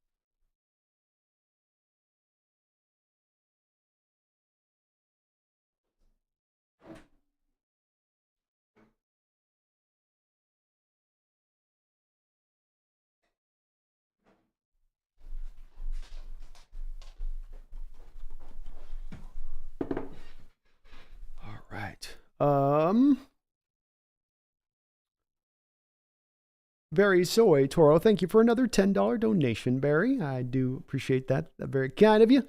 The Deuce is making Deuce decisions. Insert poop emoji. Yeah, he's getting a little dodgy there with Drew on that a little bit. Part of quarterbacking is sometimes reading defenses and predetermining pre-snap what you got to do, and post-snap going through the right reads and seeing things clearly. Some of it too is as well as the aware of the time and what's going on in the game there. And when you got that sideline there to go steal a quick 7-8 yards on that, maybe you get 6 yards on the scramble there, and you're going to get out of bounds because you had the free pathway to take the out of bounds walk wherever you wanted to take there. Those are little details. Those are little details that add up over the course of the game. Because a drive like that, you could have gone up the field if you go get another first down, get a little momentum going, get cooking there. A lot of it's sometimes driven by that first play coming out like that on that, where he had that opportunity to kind of do something. So second half, the plays, I can't knock Drew Lock through the first half and how he's gone about what he's done, Barry, for sure, with 11, 15, 112 yards, 1 touchdown. One interceptable worthy throw. I think we can probably pinpoint that first half. Overall good there, but room for him to use his legs. He's got mobility. He's got escapability. He's not necessarily Lamar back there, but he can certainly move in space. Utilize that in the first half. This Niners defense isn't going to give you a whole hell of a lot. When they give you something there to go take it. Don't overthink it. Don't push too hard to, overset it. Strange as well, like we've seen at times with DK Metcalf in these games. We sometimes forget how to come back and target him and utilize him. It's one of the frustrating things to me is he can go do this dynamic stuff, and then we just sort of forget he's there. He has 2 targets in this first half, 2 catches, 52 yards. I don't know how we don't get the ball going back to him. Some of this is a little bit of, again, leaning in heavily into the running game as they did into that second quarter. You're at 13 carries in this game for 53 yards. You got a 4.1 yard per carry average. Even with those Charbonnet big runs, you're still not running the ball particularly well on the other side of it, because you remove that 23-yarder from Charbonnet, and now you've had 12 carries for 33 yards. It doesn't really make sense, the commitment to it to that level of degree when there's not anything coming from it much, does it? But thank you, Barry. Appreciate you. Jordan, thank you for the $5. Says, Fire Pete. This is the worst coaching I have seen in a long time. The echoes are growing loud. The chorus is growing louder on this one, Jordan, I think by the week. And if I may see and speak for those folks that are on the side of it, like yourself, that are getting to this place, or as Barry was at, I think it's coming from the fact that not just merely the results, you're down 10-14 in this game. It is those details. It is the way some of these players look and how they're going about their business out there, and what you're tactically choosing to do in your approach.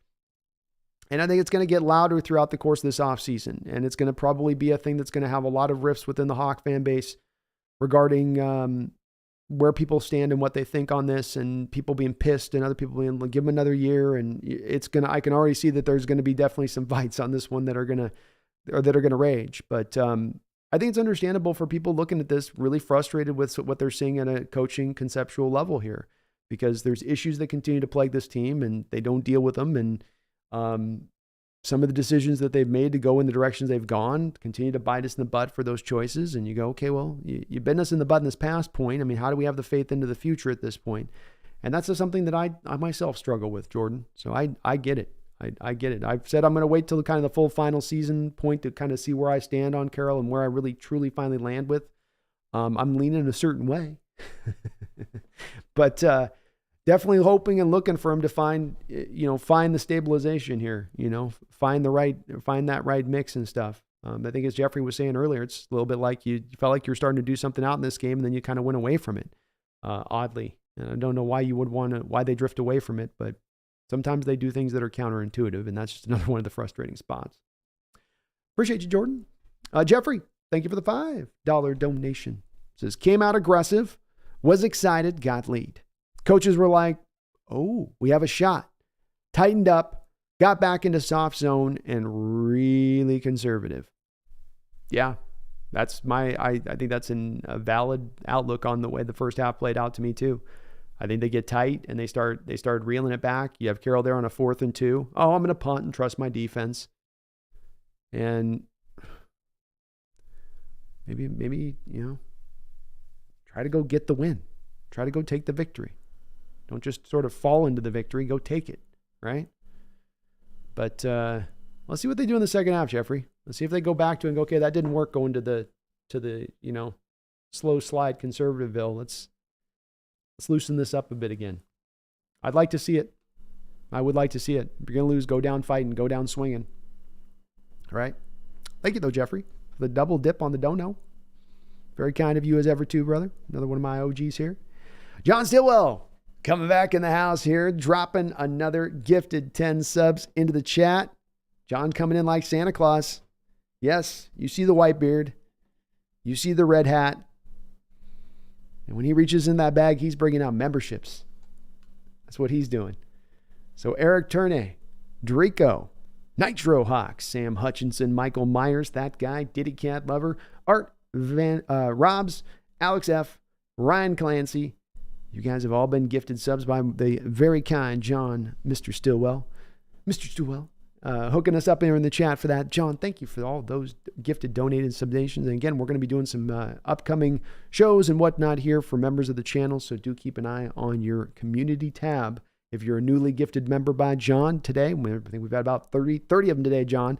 And thank you for that. So if you are, keep an eye on your community post. I do go live on Thursday Night Football. We're going to be doing, we'll be doing Monday, excuse me, I can't think of all of a sudden. Monday PFF scores of the game, where I publish that there so you can see what the scores were by PFF from the previous posted game. And we'll be getting some more shows going on that too. So do become a member today, as John, thank you so much for gifting those memberships out. And we will continue to kind of expand on those. So I've got big plans here to keep these shows going and doing some more stuff for the members, some more extra little videos and stuff as we go forward here, especially in the off season with some of the draft content, free agent content, all that other stuff.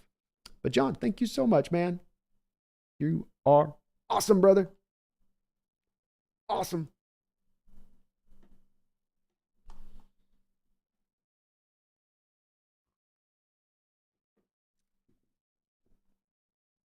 John getting some love out there for the gifted subs, as well he should.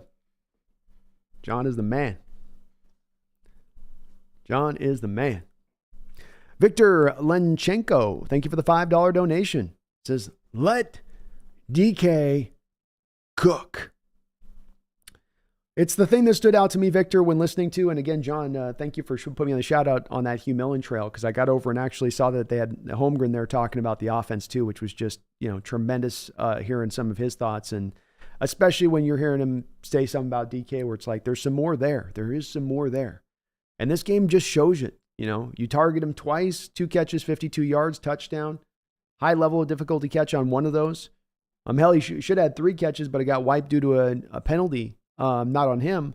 So it's go utilize him, manufacture touches for him, keep this guy involved. Don't just utilize him for a quarter or 2 a game. And I understand we've got a lot of targets to go to and a lot of really good players on the field that we can attack with, but he's a game changer out there. Use him, use him. I'm told Locke's got a hose.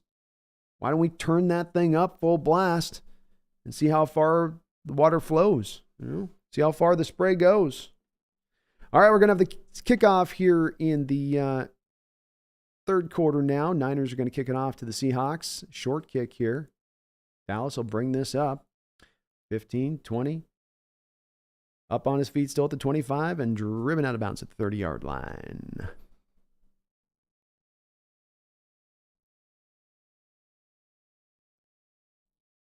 All right.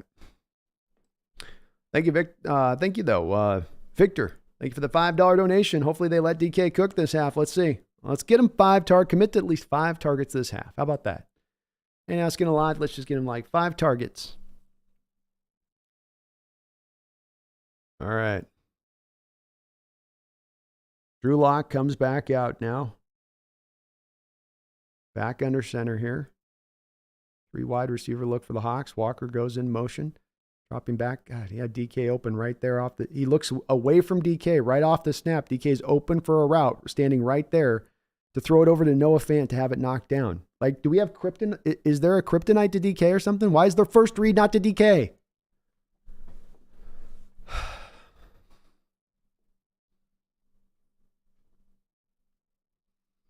Lock's definitely not, the play calling's definitely got a little conservative. Lock's definitely sliding a little bit too with the decision making here a bit. Come on, Drew. 2nd down and 10. Pistol look for the Hawks. Drew drops back to throw. And he's going to throw almost an interception. Lucky that wasn't picked off. Things were a little loose and free-flowing for Drew to begin things, but you can just feel the belt cinch is kind of tightened up here a bit. He's under pressure there on the play.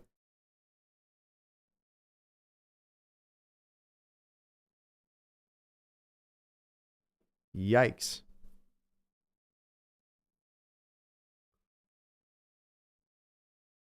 So this will bring us up to a 3rd down and 10 here.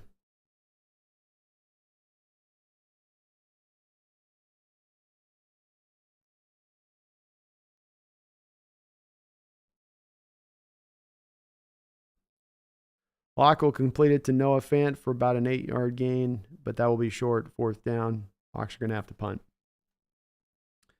The Real Cheese. Thank you for the $5 donation, Real Cheese. I say let Pete finish his contract. Ends in 25 anyway. He's been good for us for years. Let him go out that way.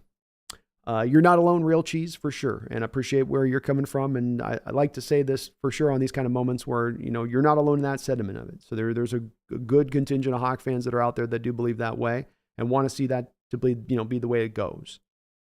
This kick will go into the end zone by Dixon. So that's the Niners will take over here at the 20-yard line. I think that there's just an issue from some Hawk fans where they feel like, and I feel a little bit in the same place of this Real Cheese, of you've kind of given him that, you won a Super Bowl 10 years ago. We've given you 10 years of kind of you to have your way out the door at your kind of pace and speed, so to speak. And it's been a lot of years of not really good football. It's not been bad football. It's not been very good football either on the other side of it. And that's where the Hawk fans, I think, have a hard time with it, is signing up. And I as well, Real Cheese, of signing up for more time of mediocre football, middling football. And there's little confidence to have as we go into the future that this is going to change, because Coach Carroll doesn't show any willingness to change or update his methodology or his approach. That's where we come into, I'd have a lot more willingness to say, okay, give him his time to find his way through the end of his contract, if he showed a willingness to adapt, evolve, and modernize. My 3 words I love to apply to him over and over again because it's the truth. And he doesn't really want to do that. And that then at that point makes me kind of exit out on he gets to write his own check and he'll just kind of leave off of his thing. I appreciate everything Carroll did and win us a Super Bowl. And I don't think that saying 10 years after that fact that, okay, is it time to move on, is disrespectful to him or anything. But again, I say, Real Cheese, and thank you for your donation, that you're not alone and that there'll be a lot of people that feel that way as well. And that's a little bit of what I think will be the hot, active debate throughout this offseason between the Hawk fans as we go through it. And we're just going to have to kind of, work our way through it a little bit, so to speak. But appreciate you. Victor, thank you for another $10 donation. Says, what positions should we target in the draft? Appreciate that $10 donation. Very, very kind of you. What position should we target in the draft? We should, I would say, defensive tackle, middle linebacker, would certainly be a 1-2. Guard would be a very important position. Those are sort of my 3, depending on where you want to put the priority. I'd probably put guard as the highest priority, and then defensive tackle, middle linebacker is kind of a 1-2-3. And then the honorable mention for me would probably be, because I'm anticipating they're going to cut one of these safeties or a couple of these safeties, probably safety and tight end are then 2 Victor subcategories I would go as far as being kind of priority points that you're going to look for, because you do have 2 free agent tight ends. The Niners are going to take over here in the 3rd quarter from their own 20-yard line. Purdy back in shotgun. He's going to give it to McCaffrey on an outside zone run out of shotgun, and McCaffrey's going to run for 15, 20, 23 yards down the football field. Wagner had a hard time getting McCaffrey to the turf on that one. Don't usually see that with Bobby. If he gets you in his arms, he gets you down. McCaffrey just showing you what a good back he is. Stiff arm Bobby off of him. Yikes. Bobby always makes that tackle. First and 10 for the Niners now. So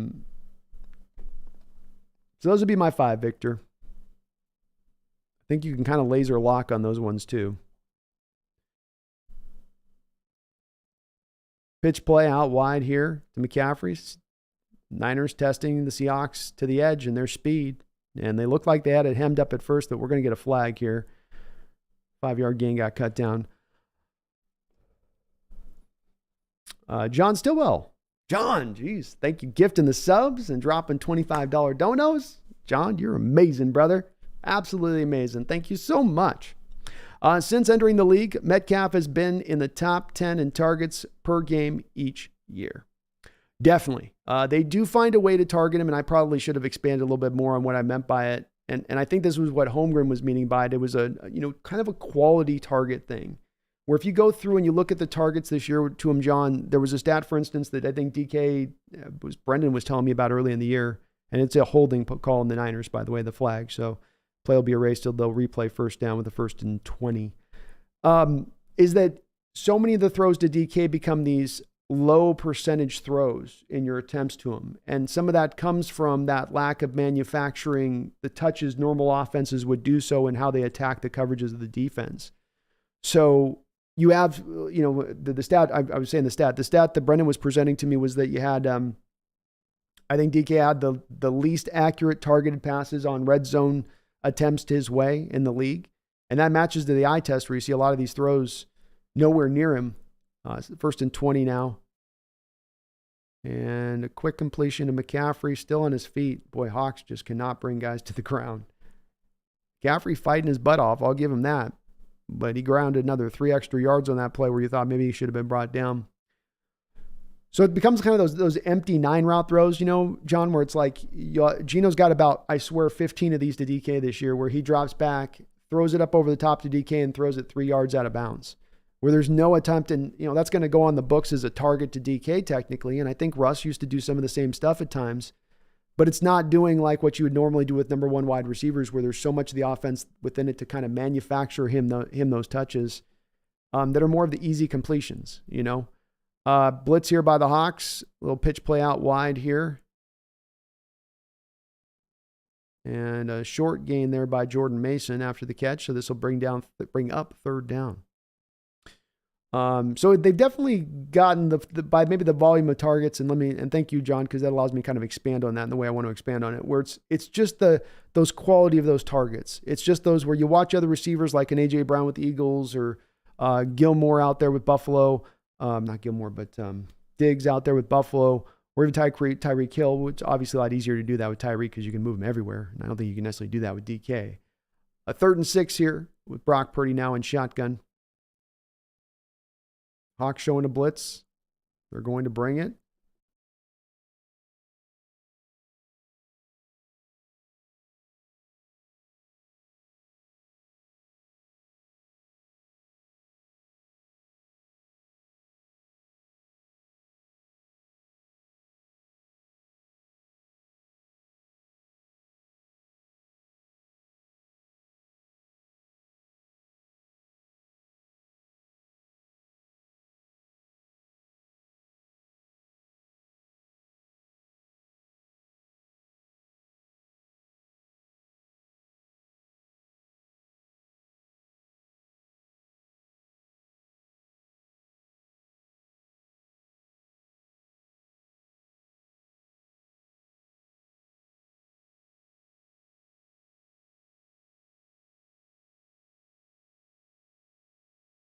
Check.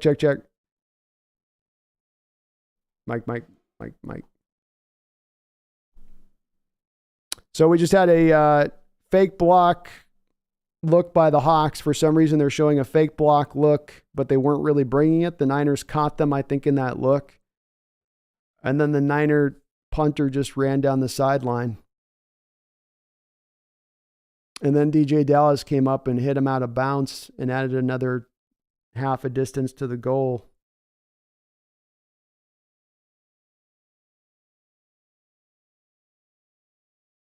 Yeah, sorry guys on the mic. I'm having technical issues this week, so I know new people in the chat. I've been dealing with it all week. I'm trying to resolve it. I can fix it live stream, but the mic's going to occasionally go out here during the live stream. I don't know what the problem is. So anybody that's kind of done computing technical stuff on this, you can attest to it. It's really hard sometimes to troubleshoot this stuff.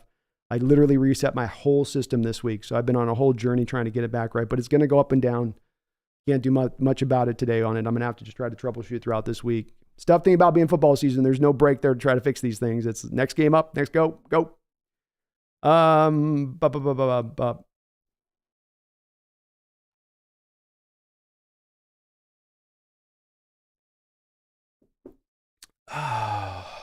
don't know why you bring the punt block look there. I don't know what the point of that was. They've got a 4th and short. Oh, we got it back? Why did we get it back? We caught a break? Huge break. Can somebody tell me in the chat what the dead shot? Thank you for letting me know. No, I appreciate you guys letting me know. It's not you on that. I know some people might get frustrating, so and flipping 5 jacks. Thank you, man. What happened? Why did they? And I will keep a line in the chat when you guys let me know on it. What happened with that? Why did they?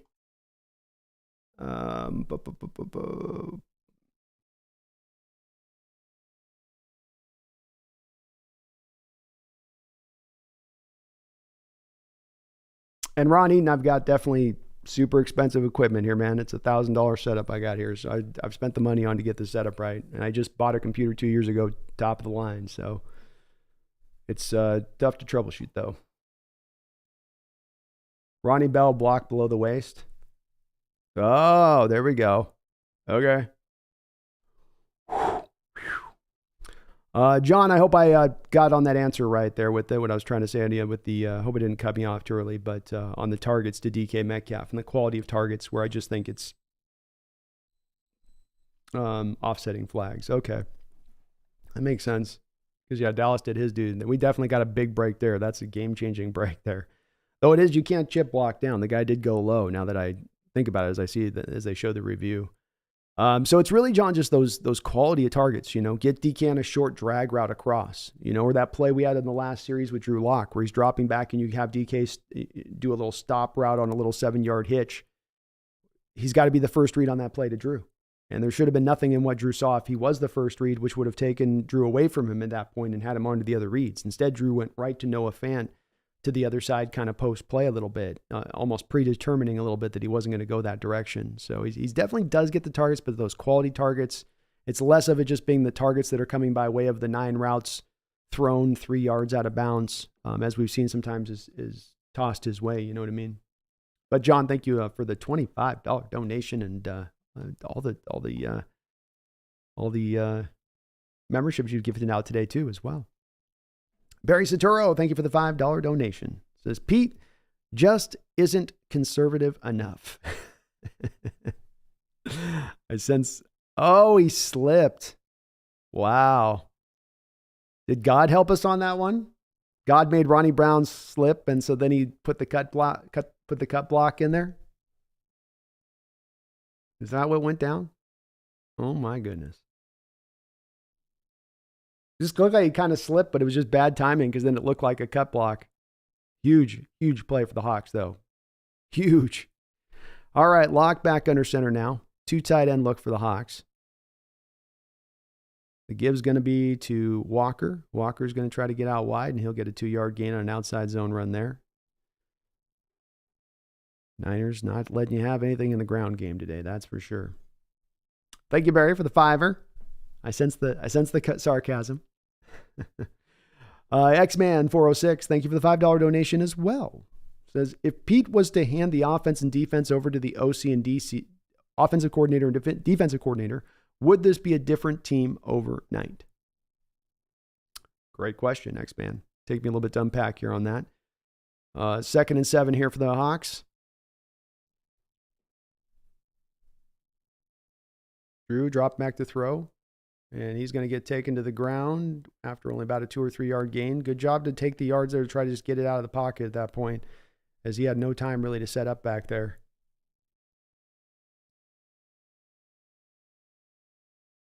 And yeah, Charles Cross did get kind of taken on that one. You don't like to see that. That's not Bosa there. That's just clean Farrell. Drew, 19 dropbacks, 1 sack, 8 pressures. It's been dialing up, too, as this game's gone along. Niners showing heat here. You got to recognize it if you're Drew. Pressure's coming. Got to get rid of the football now. Good job getting away there. Finds Tyler Lockett for a first down. Good recognition by Drew Lock, getting out away from the pocket there and rolling out, utilizing his legs. You knew the pressure was coming. The Niners showed their hand on that very early on the play. Gave Tyler a chance to get out wide, get free, get loose. First down, Hawks. X-Men, I think we got a little hurry up here from the Hawks now. Drew back under center.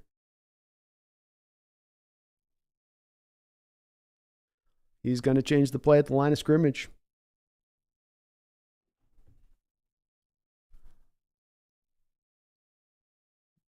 Charbonnet with the give inside. Niners saw that one coming a mile away.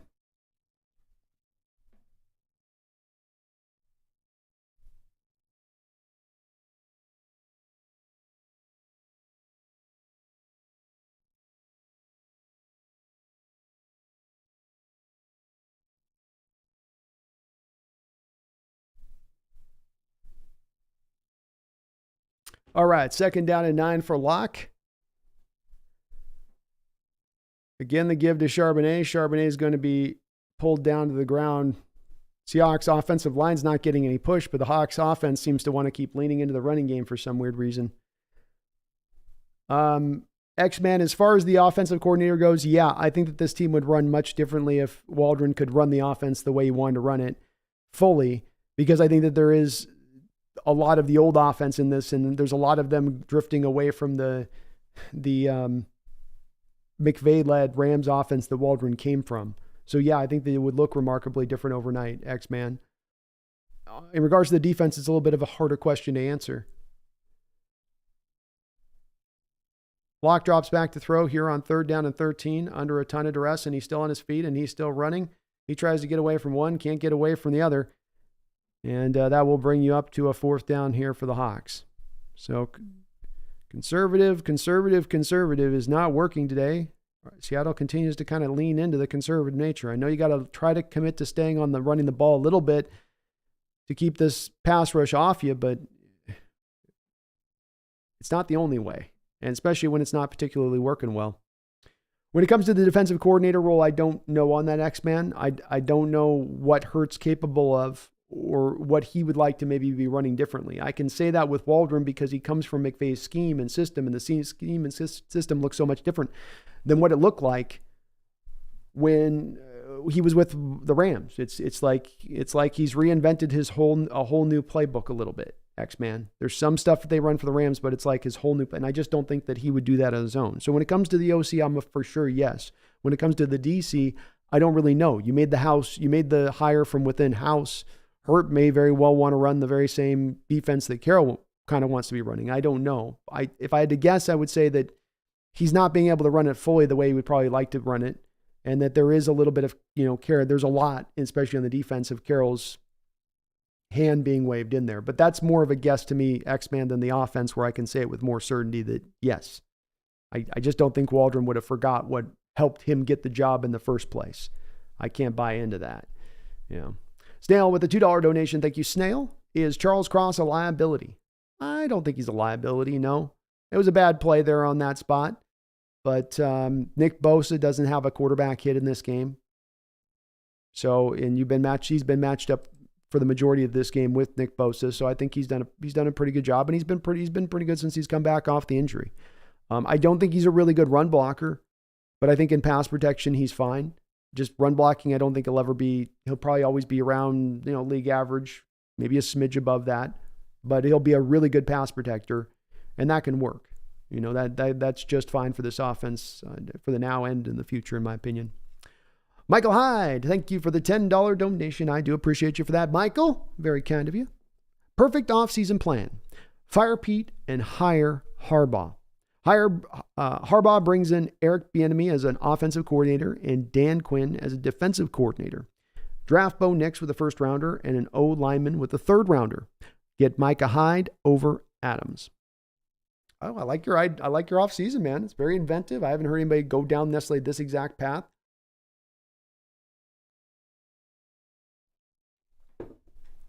I'm definitely on board with bringing in Harbaugh. So if he was to come in, that'd be an ideal hire for me, Michael. And Bieniemy looks like he might be likely to be on the open market because it looks like Rivera's very likely to be fired at the end of the year. When it comes to Dan Quinn, Michael, especially with the Cowboys defense overall having another really good year, I think that he's going to be given a pick of having potentially a lot of job offers out there this year.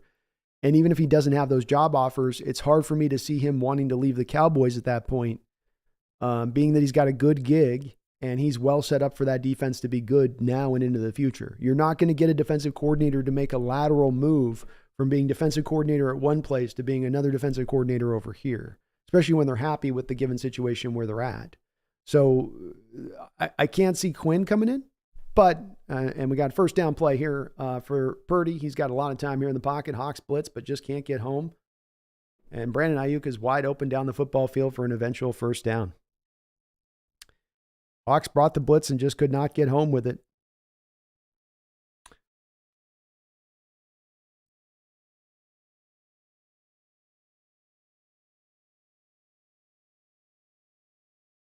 Zone coverage of the Hawks getting picked on there, but not their fault. Only so long that you can hold up in coverage when no one's getting any pressure. Big deep play by the Niners there on the first play here. Brandon Ayuk up to 5 catches for 96 yards. Bo Nix in the third rounder. That's fine with me, man. Sign me up, Michael. Micah Hyde over Adams, I'm okay with it as long as it doesn't cost a lot of money. I just don't want to spend money into the safety position at this point. My ball's thrown at the feet here on 1st and 10. Let's bring up 2nd and 10 with 5:04 to go here in the third quarter. Hawks down 14-10.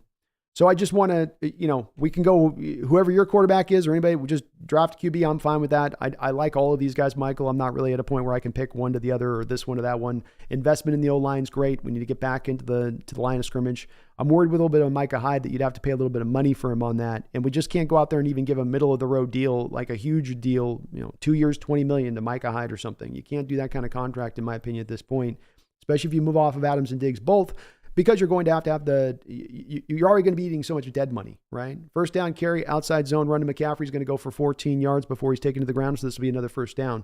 So you just can't put more money into this if you're going to cut out from Diggs and you're going to cut out from Adams and you've already got that dead money on the books. You can't go throw another 2-year, $20 million, 2-year, $25 million deal to another safety out there if Mike is getting that kind of deal. You're going to have to more likely draft or find a low-end replacement, because part of the reason you're moving off from those safeties at that point is the acknowledgement and understanding that it's really not helping to invest all of this money into the safety position. We got to stop investing so much money into the safety position and find a way to put that money into, other places. Purdy back here in pistol look here from the 18-yard line. The give is to McCaffrey. McCaffrey drugged down to the ground for almost no gain. Jordan Brooks with the tackle. Thank you, Michael, for that $10 donation. I love where you're coming from, though, man. I'm definitely, the direction you're headed is certainly where I would be happy for them to take if they want to go down that road. So sign me up. Barry Sotoro, thank you for another $5 donation. I appreciate you that, Barry. Says, if Pete was any more conservative, he would be Republican.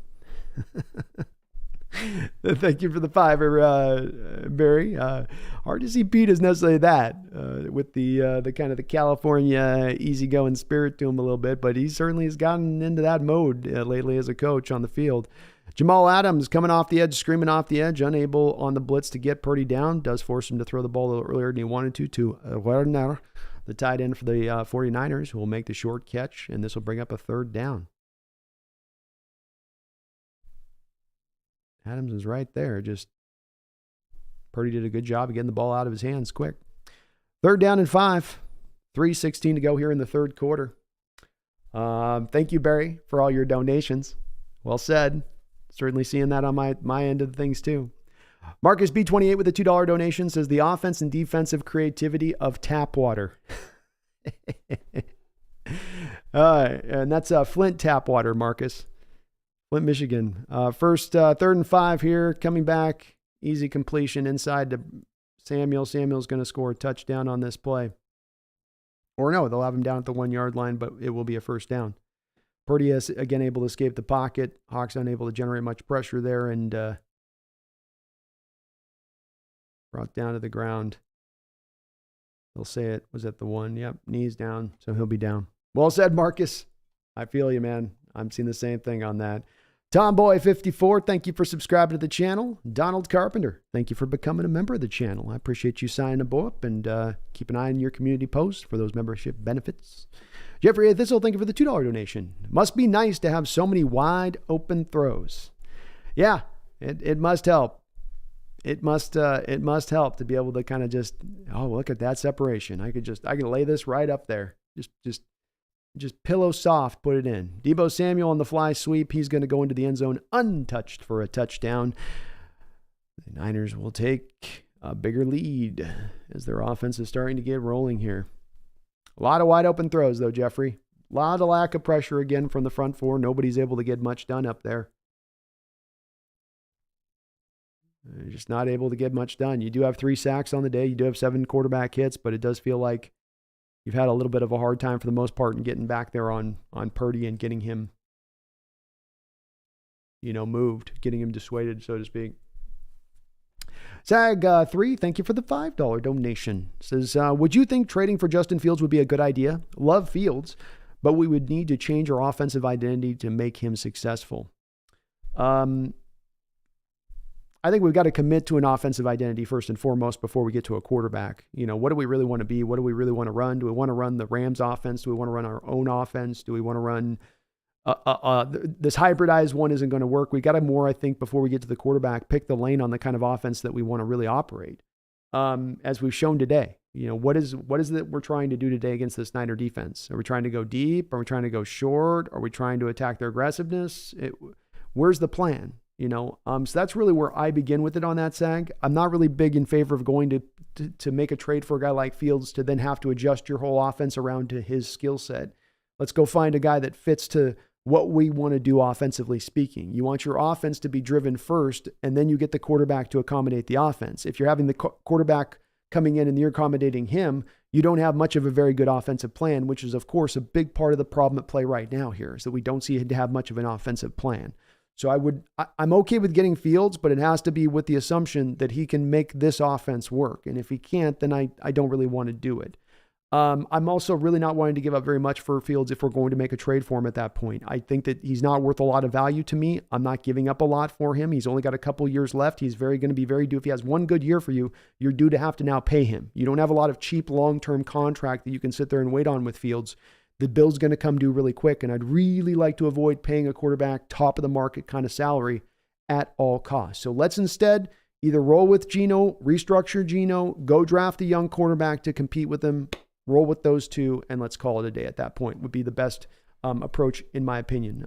Sag. I like Fields, but there's just a combination of factors that come into play that just don't make it work, unfortunately, for me. Holy Hand Grenade, thank you for being a member for 5 long months here on the Hawks Nest. You guys are amazing. I can't keep up even on the donos with you guys every week, man. You guys are so very, very kind. Thank you very much on that. Does Pete not get upset that he gets out-coached?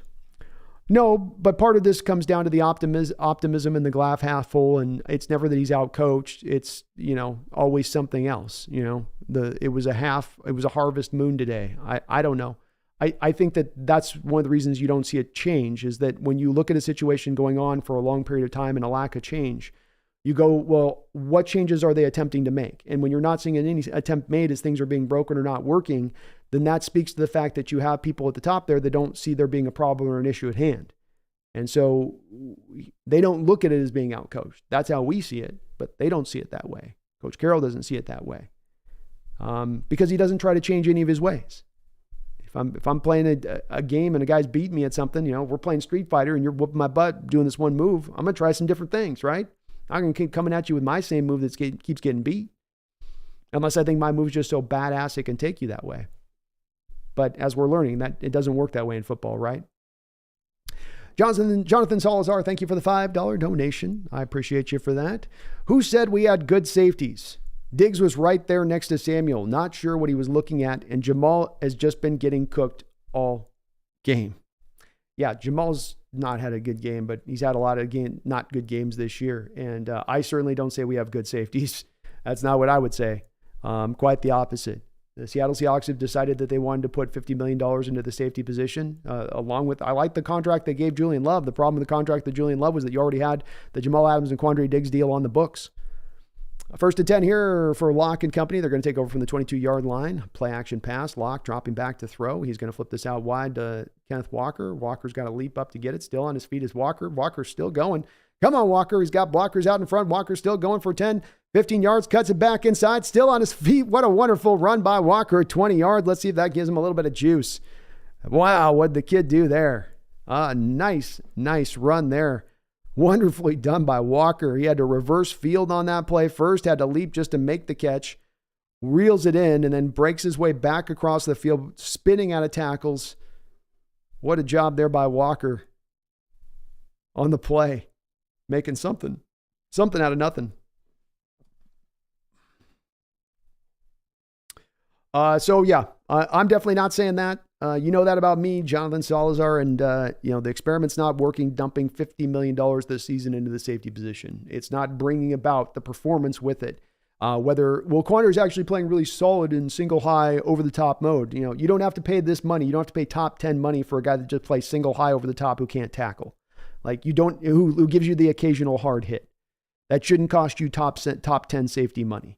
And that's the problem here, is that it's a little bit of a lack of understanding with how much money that you put in the safety position, the value of safety in the modern era, in that it has a certain valuement, and we've overvalued it to a tremendous degree in a way no other NFL teams do so. Let me repeat that again. In a way no other NFL teams do so. So hopefully they come to understand the experiment needs to be over at this point. Hawks are going to take over again here after the injury to Dre Greenlaw at the 49-yard line, still in their own territory. An I formation look. Parkinson at fullback. Dropping back is Drew Lock. He's going to whistle it out there to Noah Fant, who's wide open down the sideline for a first down, and down the football field quickly is the Seattle Seahawks deep into San Francisco territory. So, I'm hoping that they finally, at this point, Jonathan, bail out on this experiment, call it a day, say this did not work. We've been trying this now for multiple years. It's not brought about good defense. It's not brought about a consistent defense. This is not working. We've got to change our ways. And hopefully on this one, at the very least, they decide to pivot off of it. And I think they will, because this is where you can clear a lot of cap space to then free up money to then address other issues on the team. First and 10 for the Seahawks here at the 25-yard line. Lock back in shotgun, 3 wide receiver look here. Kenneth Walker in the backfield. Fake out there to Kenneth Walker, coming back in. Parkinson in the middle of the football field. They just did a San Francisco special. It's a San Francisco special for a touchdown. Seahawks came back. Let's go.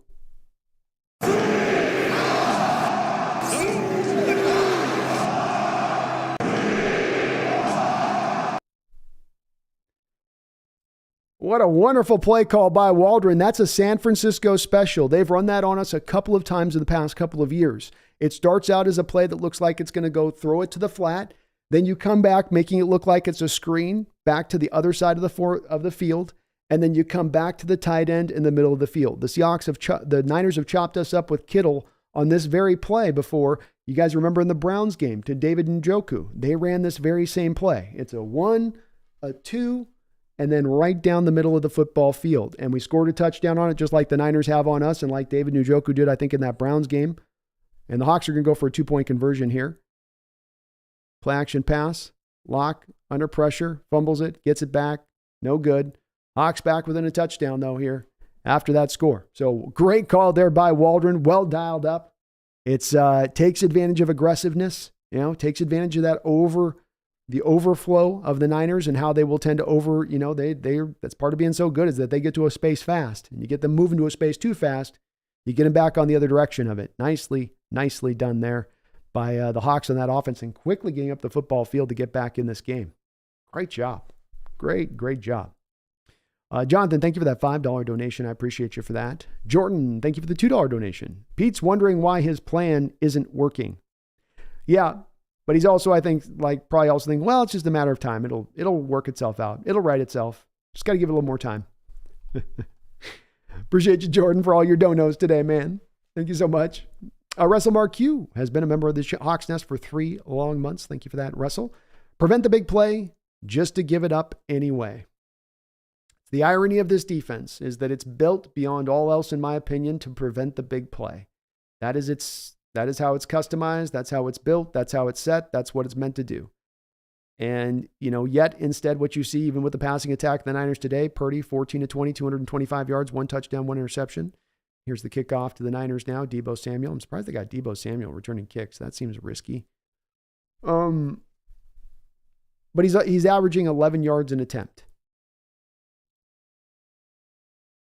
11 yards an attempt.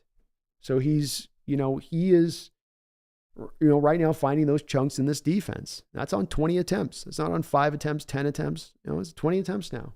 Those that you're up at that average per attempt. And just that's, as I say, you would think that this would kind of push change a little bit more further, that the thing that we're trying to prevent is not being prevented. Therefore, maybe try something else. But as we're probably going to see on this drive, you're going to get more of a little bit of the soft zone nature of things, I'd say. We'll see. Let's see what Hurd does here. 19 seconds to go in the third quarter. Niners take over at the 25-yard line here. Purdy dropping back to pass. He's looking. He's got a completion here to Deebo Samuel. Nobody near him. Wide open. Up the football field for a 25-yard gain. Hawks look like they are not interested in tackling anybody on this field right now. You got guys just staring at guys after the catch and not even moving in their direction. Kind of wild to watch at times. Thank you guys. So that will be the last play of the third quarter. I'll be right back. Get a little more coffee.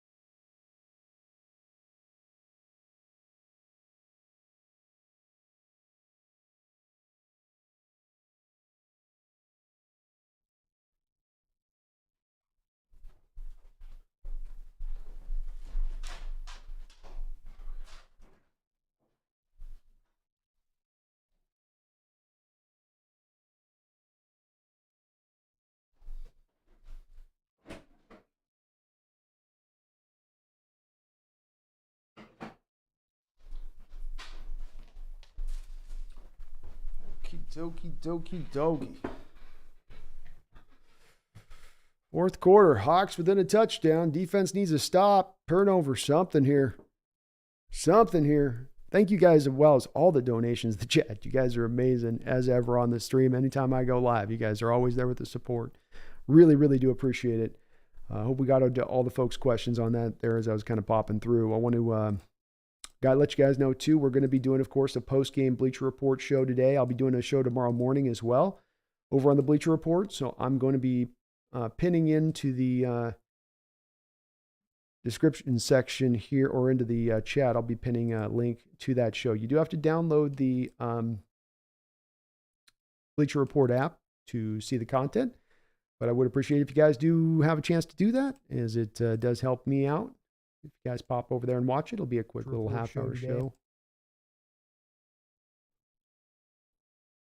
All right, boom, boom.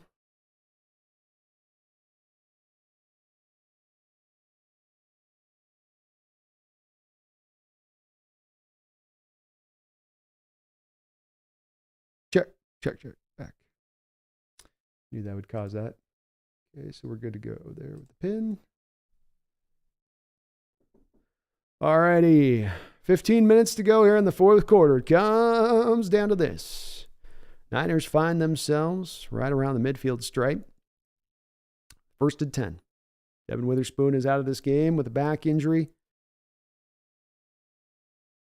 Seahawks trying to keep the cap here on this Niners offense.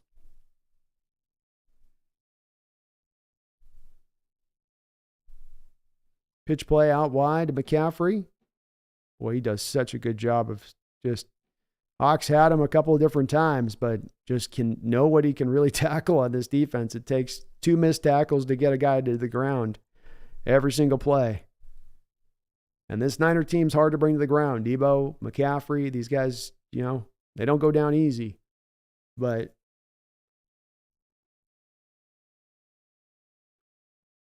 you got him in the backfield there for a negative 3-4 yard play there.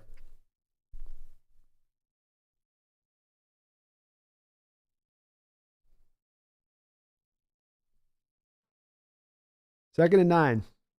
Shotgun look here for Purdy. Play action pass. He's looking wide open. George Kittle is going to go in and score a touchdown. We have a flag on the play. God, it's like we're playing it like you hit 0.75 playback speed on a YouTube video.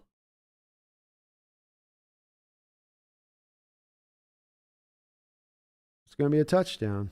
Jeez Louise.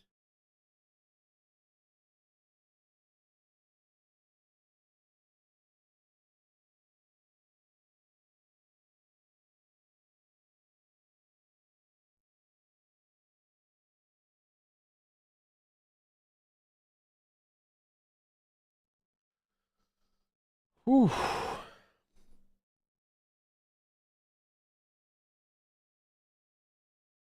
It's great irony is that we pay $50 million to our safety position, and it's the worst played position on a defense that's bad. I got another irony for you guys. Whoo! I mean, Kittle just smokes Julian Love off the snap. Love panics and pulls him. Kittle fights right through the pull and still ends up getting the touchdown. Nobody's on the back end to help. Well, sheesh.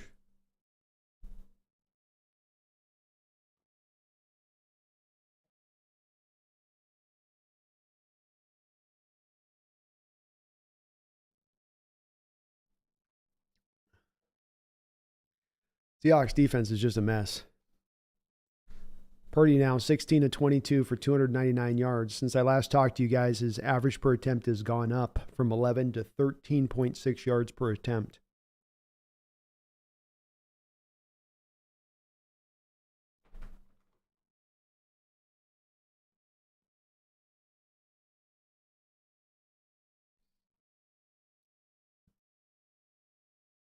Holy Moses.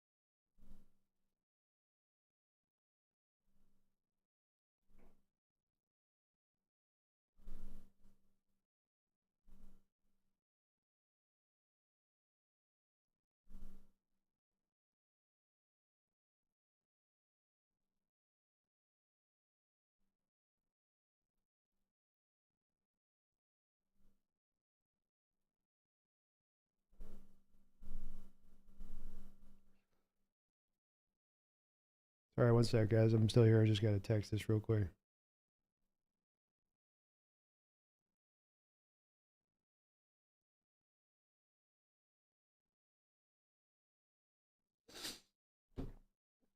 All right.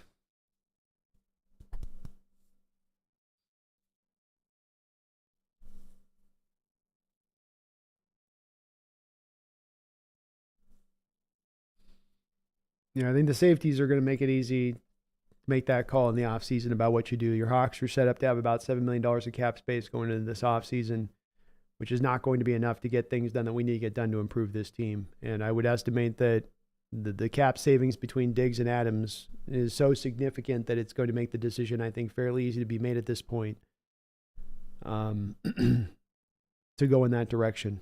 We'll see if they do, and maybe they want to stay and reinforce to this. But, boy, it's hard to understand how you're getting your bang for buck with how much you're putting into that position right now. And this kickoff will go in the back of the end zone. We'll see if the Seahawks can continue to find some life here as the last drive scored a touchdown very quickly up the football field. The Niners do have a couple of injuries here. Jadarius Ward, Javon Hargrave, Dre Greenlaw are all looking like they're going to probably be, well, Greenlaw's back out on the football field at least. We'll see if Hargrave comes back.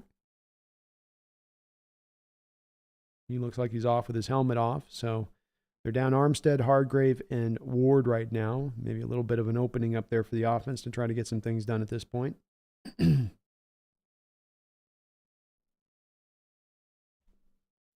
Drew Lock under center, 3 wide receivers from the 25-yard line, 14:08 to go. Hawks down 16-28. Play action pass. Drew Lock drops back to throw. He's got a lot of time. He's going to let it loose deep. and he's going to throw an interception.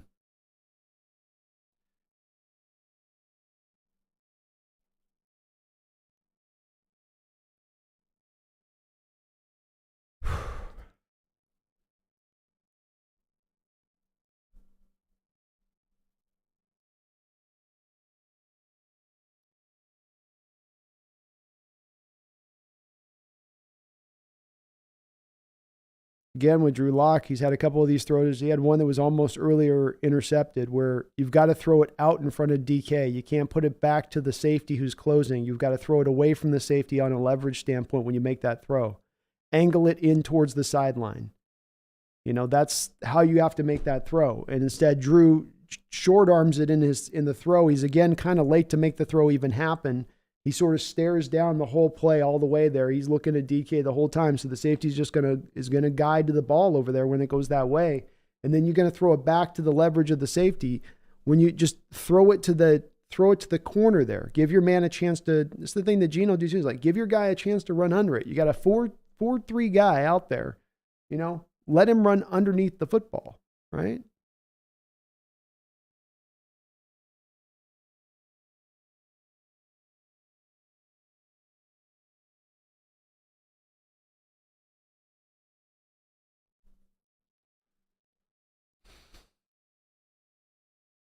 David, thank you for the $5 donation. I appreciate you for that. Diggs and Love, epic fail. How much are we paying the safety position again? I believe we're investing over $50 million off of our cap this year alone is going to the safety position. $50 million. It's a lot. Another catch here by Brandon Ayuk. Another big play. Fumble. Ball's picked up by Julian Love. Well, sometimes you got better be lucky than good. Brandon Ayuk was on his way for another 50, 60-yard reception, and I got to see who was able to pull it out. Julian Love with the strip. From behind, able to strip it out. Tomahawk chopped him. Nice job by Julian Love to get the ball out.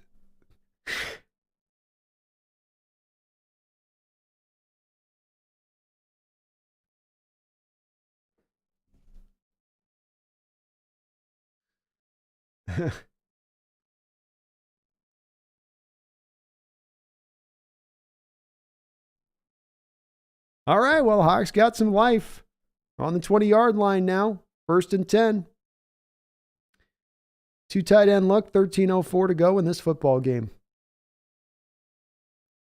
Give is to Walker on an outside zone run.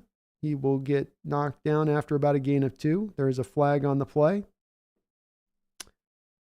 David, I don't think we're going to be spending this money in the safeties in the future, though. Again, it's been so bad, not worked, and there's been multiple years of them trying this now.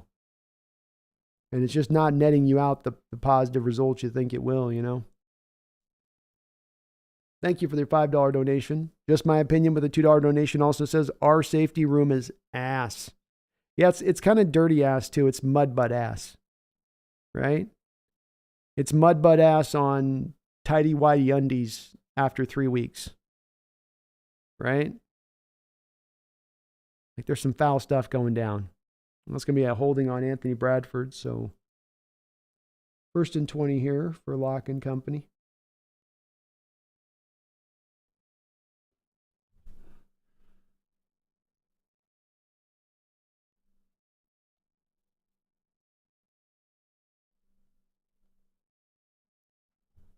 All right.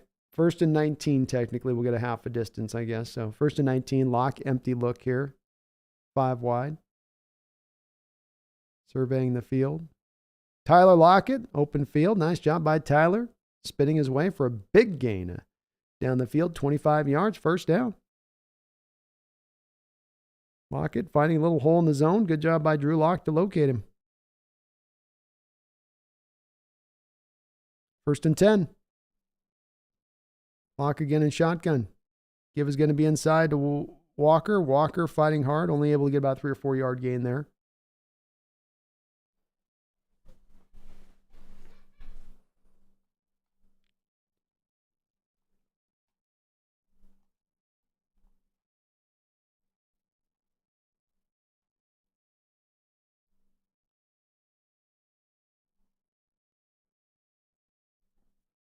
2nd and 6.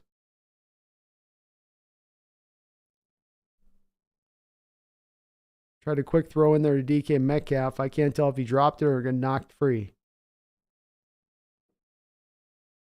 I think DK just dropped that ball. Come on, DK. I know you're frustrated. Let's go.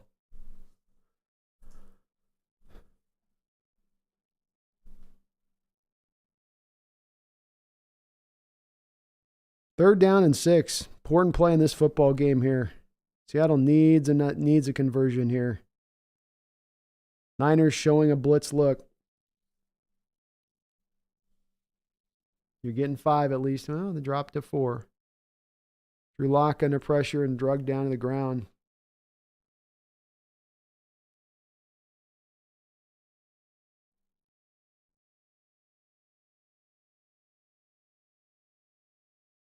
It looks like Jackson Smith and Jigba is going to get with the foul. So some frustration from the Hawk receivers here.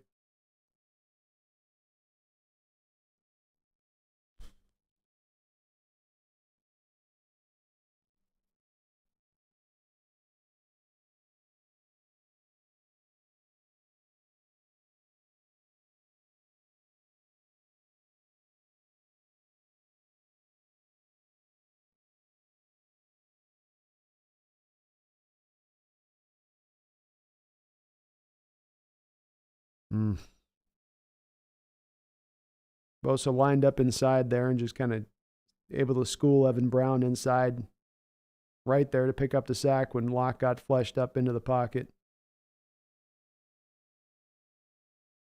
Nice formation set there by the Niners.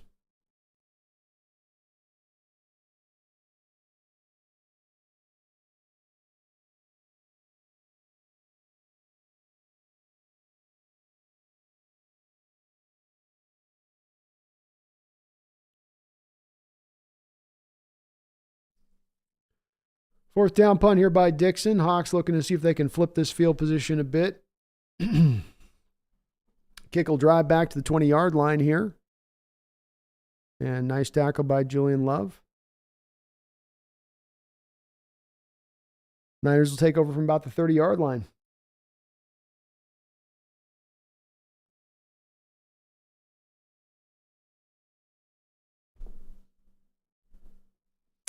Won't have to release Evan Brown, Kevin. He's a free agent at the end of the year, but yeah, I don't think there's a lot there with him that they're going to feel need to bring him back to the team. Hasn't been the best of performances with him this season. Bosa's a tough matchup for anybody on that line, wherever they line up, but he just kind of, it's been a little bit like that throughout the year a bit with him. As a reminder, folks, we will be signing off immediately after the game, going over to the Bleach Report to do that show right as the action does wind up. And then we'll be back on doing a post-game discussion over here on the channel, probably about 5:30, 6 o'clock tonight or so. So please bounce back over on both those sides or download the app. I've got the link pinned here at the top of the message and at the top of the chat. Just got to download the app to get directly linked to the show. But if you click that link, it will take you directly to the show if you've got the app downloaded.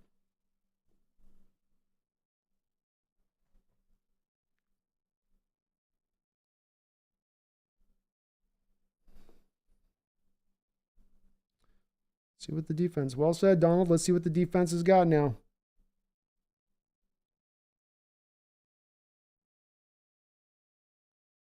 See if they can hold up. Give them a chance. Can't allow a lot of first downs here in this clock to drain too much. You got to get a couple touchdowns to get back in on this. John says JSN's my new favorite player on the team.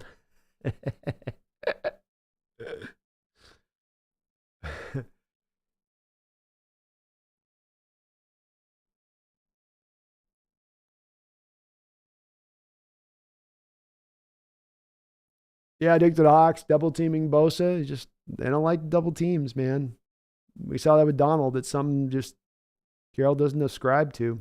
I would if I was a coach. I'd be like, let's not let their best defensive player beat us. Somebody else maybe will beat us today, but we're not going to be the best defensive player.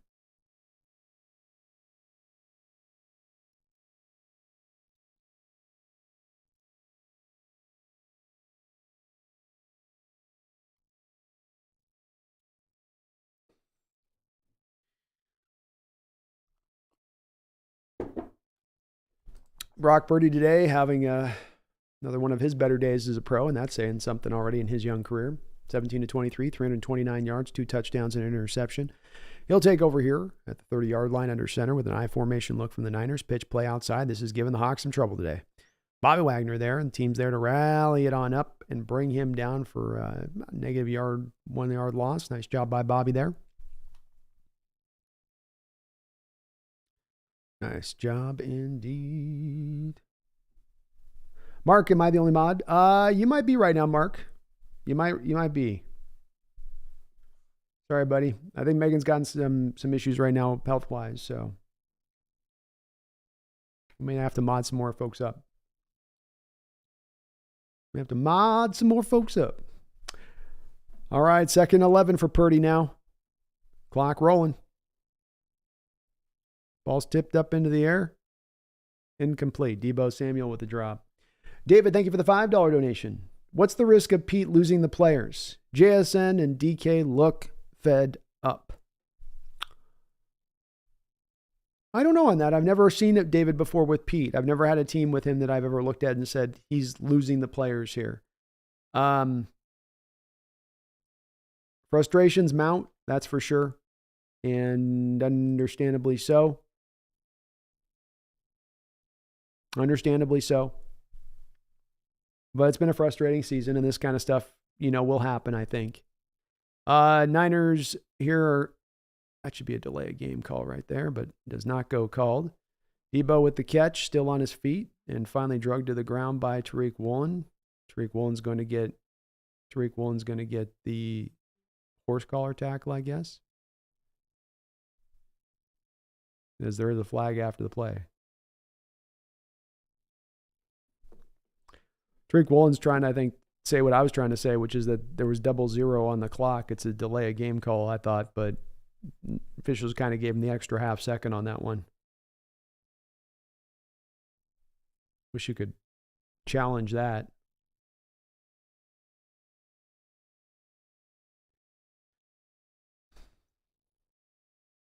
But instead, they'll get him for the horse collar. So it'll be 15 yards on top of the 13-yard catch.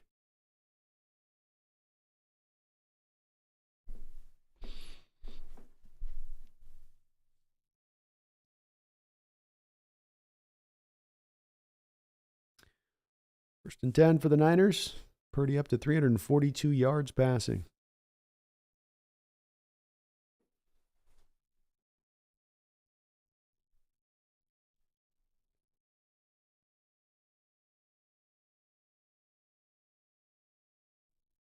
Pitch play out here to McCaffrey. Hawks looked at first like that. I'm completely hemmed up again for no gain. He was able to get a couple yards out of it. Checked it. We're good. But David, I don't think he's going to lose the players.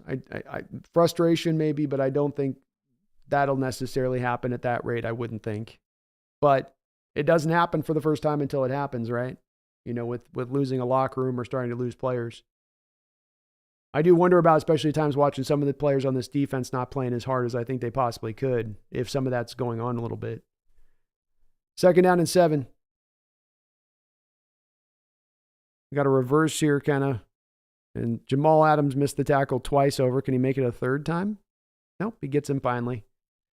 He missed him first, and then had a chance to go regroup and get him again, and then missed him, and then finally tracked him down after he got it back near the line of scrimmage.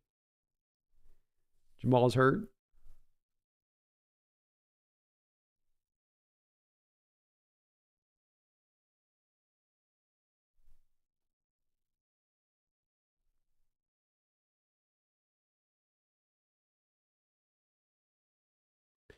$8:33 to go. Clock is rolling down here on the Seahawks. Niners driving here right around the midfield stripe. Adam's still out there. He's not hurt. Again, the play clock's over with. That's a delay of game. They're going to call a timeout. Sean Lee, how's our D not top 10?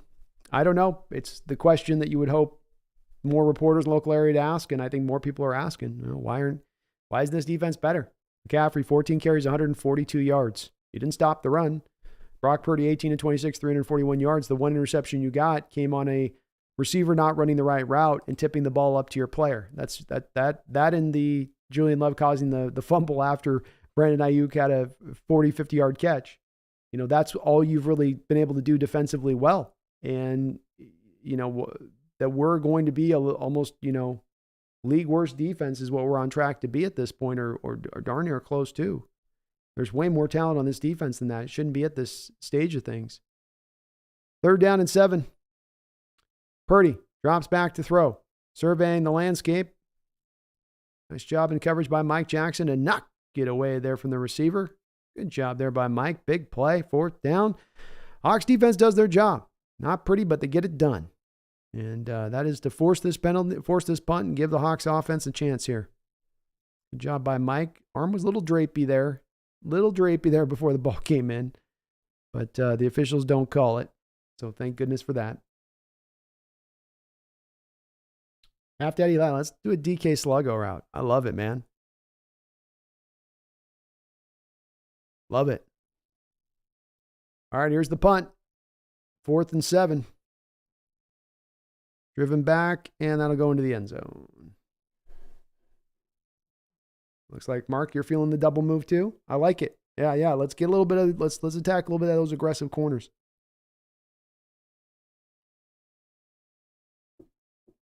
Perfect time. And David, thank you again for that double donation, man. Appreciate you.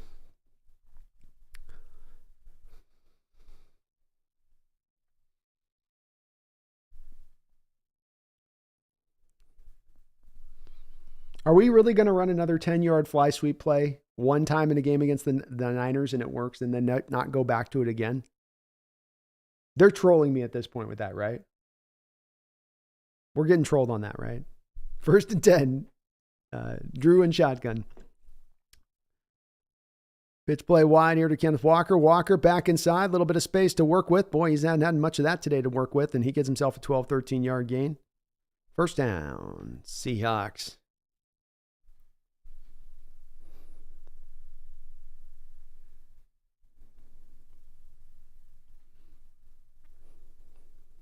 Look, even the cat has to avert her eyes.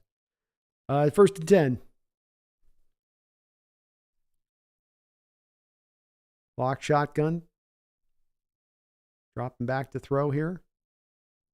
It's Tyler Lockett in right on time there for a quick 1st down. Nice little slant route there to Tyler. There we go, Drew. Keep it rolling. Get him a little bit in that 2-minute, 2-minute move. We see with Geno sometimes getting him in this kind of 2-minute mode, gets him kind of a little bit more in rhythm. He's changing the play around the line of scrimmage, getting everybody on point here. 7:07 to go here. Hawks on the 44-yard line in their own territory. Blitz coming from the Niners. Get rid of it. Drew gets it out to Tyler. Out of bounds. Good, nice little out route play. 8 yards. Good job there. Not holding on the ball too long with that blitz coming. We'll bring up 2nd and short.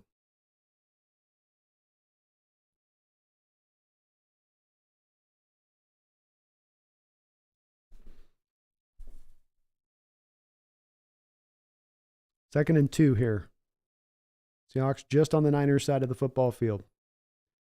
Lock back to throw. He's under pressure, and he's going to get sacked. Randy Gregory coming around the edge there for the Niners, able to make it happen there against Charles Cross.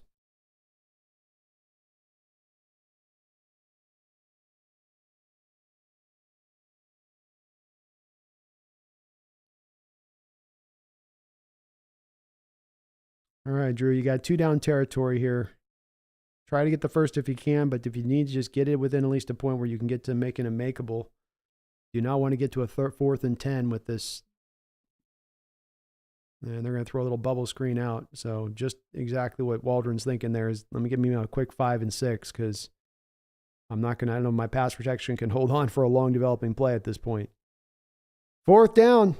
Maybe game right here and now. 4th and 4, 5:41 to go. Drew guiding traffic around every different direction here at this point. Comes down to this. He's got trips to the far side of the field. DK aligned to the weak side there. Like offsides on the Niners. Ball will be picked off. We do have a flag, though, as it looked like the Niners were offsides on the play. Yeah, Bosa was out offsides by about 2 or 3 yards there.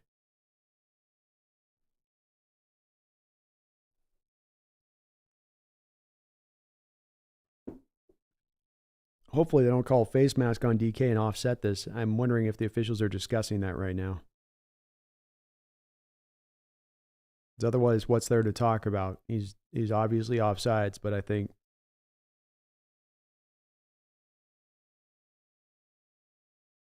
they can't pick the flag up. They can call offsetting penalties if they want, I guess, but you can't pick the flag up. Why do you have to talk about an offsides penalty? I don't get this. Why does there have to be this much discussion when the guy jumped offsides? What are we talking about? What's there to discuss? What's there to ponder? He's either offsides or he's not. More talking. God, these officials this year, with the amount they have to talk and discuss, is unbelievable. What are you talking about? What takes this much discussion on this? I love they don't let you have enough time to read the lips of the officials. I was just starting to be able to read the lips, and then... Okay, so we finally get an offset sides. Okay. Why'd that take that long? They're special sometimes, aren't they? Like, you needed 5 guys to figure what was out, obvious to every person in the stadium, which went down there. So 5:20 to go. Auto first down here for the Seahawks. Nicely done there. Getting jump off. I don't know if that was a hard count by Locke, but I'll take it. Clock is starting to be a little bit of a factor here. The Hawks have 3 timeouts. They need to get 2 touchdowns, though. Got to get this one down the football field in a hurry. Locke's going to start out here. Shotgun. Trips. Short side of the field. Niners showing a double mug A gap pressure look here with both of the linebackers. They drop out of it. Bubble screen out to JSN. JSN taken down after about a gain of a half yard there on the bubble. I think Drew thought the blitz was coming there on that play. I do believe.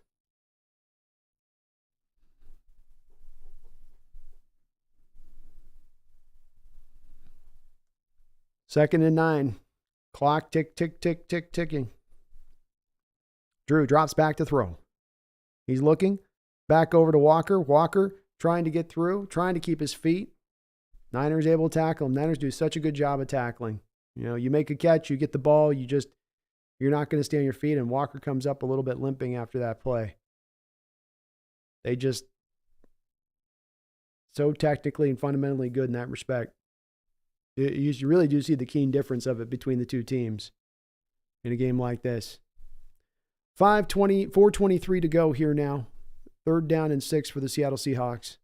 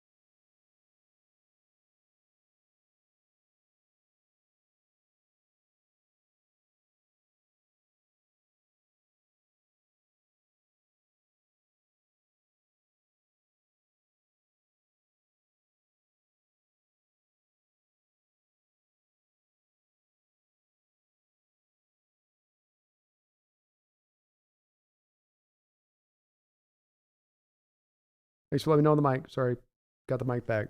So we got a fight on the field here right now. Don't know what.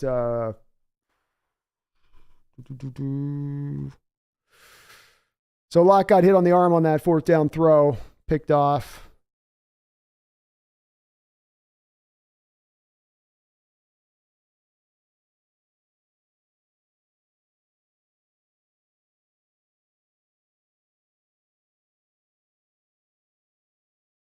I don't know what Fred Warner was mad at. DK tackled him. He didn't want to go down to the ground. DK brought him to the ground. Like, he's fighting hard not to be taking the ground. DK brings him to the ground and he gets pissed off about it. That's the whole thing that caused that fracas.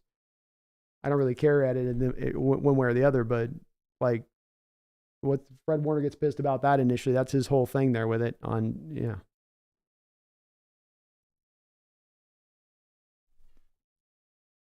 Shouldn't be muted right now. I should be okay. You guys are hearing me, right? Yeah, we're good.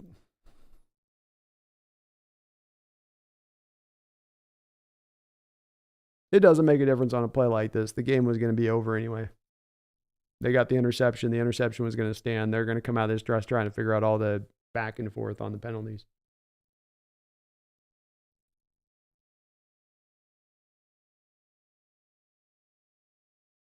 Chase Young there. Charles Cross having a real tough game today. He is not going to have a good PFF score. And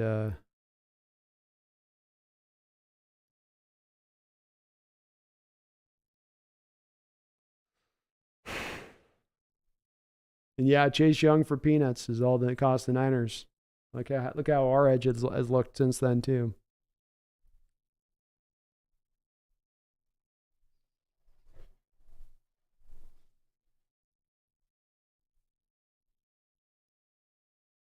I mean, the DK thing, guys, I can't get mad. It doesn't cause any problem there with him doing that in that moment. It ain't going to make a difference. It's a fourth down play. It's the play's dead at that point. They'll maybe call a penalty on the Niners after the interception, but this has no impact, the DK penalty on this. It's been some of my problem with at times the penalties on it with DKs is really not always super impactful to really impacting the game. And Warner was definitely trying to make something go down at that. And I'm sorry you got mad for being tackled. You stayed on your feet for a long period of time. You could have just held up and they would have called the play dead.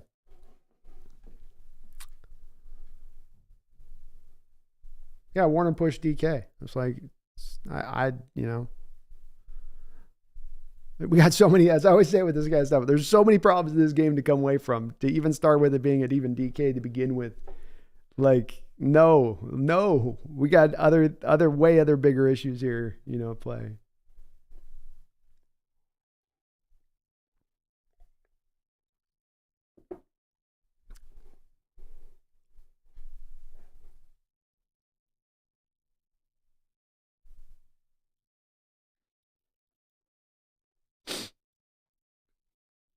Yeah, I disqualified Metcalf, but it's not going to, that offensive possession was it. Like that's game over. You can maybe do some miraculous thing or something like that, but I don't know. Again, I know DK and some people just rubs him the road, but these kind of scrums would happen with me growing up through my era. So maybe I'm just kind of showing my age with it. When I grew up though, from a time and period of watching football where this stuff happens and it's not that big of a deal. And when I was a kid and we were growing up, when I was 8, we didn't freak about it. When I wasn't a teenager, we didn't freak about it. When I was in my 20s, we as fans didn't freak about it. In my 30s, it's like, a biggest monstrous issue now, I guess, in my 30s and 40s, but I can't sign up to it myself. I get what you guys are coming from that place, from some of your perspective on this, but the issues in this game are so many to talk about, and DK having a penalty there or getting ejected there is not the main issue. Not even close to even being something that we should really be like. Again, as my issue goes with this, the more we talk about that, the less we talk about the true problems at hand here. First down give here to Christian McCaffrey. He'll get himself 4 or 5 yards. David, thank you for the $5 donation. He says, everyone is upset with DK, but I don't blame him for being upset. He's not used effectively here. Yeah, I feel the same way. I get the frustration. They just showed the deal there where he had 2 targets, 2 catches in the first half, and come back in the third quarter, fourth quarter and on, and it's like, you forget you got him on your team. And he's frustrated. We saw JSN. What's weird is that you notice the folks that love JSN don't say a thing about JSN getting the flag, but then DK, it's like, well, but then he's on the different. I don't get it with it a little bit. Again, just it's so many other bigger problems with this team. I would be great if DK could cut down maybe the penalties, sure. But is it costing us games? No. Has it cost us a single game? Let's break it down to the bottom line of this. Has it cost us a single game?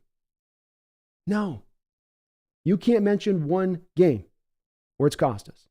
It's maddened you. It's angered you. It's pissed you off. It's frustrated you. Get your emotions in check. It's emotional sport. These guys aren't playing soccer. A grown man pushes you on the football field after you tackle him. You're going to respond, you know? It's the nature of the beast a little bit. And again, for the younger generation on this, I've been watching the game 40 years. Like, didn't used to be that we freaked out that much about this stuff as when the emotions ran a little bit high. There was an understanding of, you know, it is a man's sport in that way in a lot of respects. The Niners find themselves here in a 3rd and 7, 2 timeouts remaining, 2:09 to go here in the fourth quarter.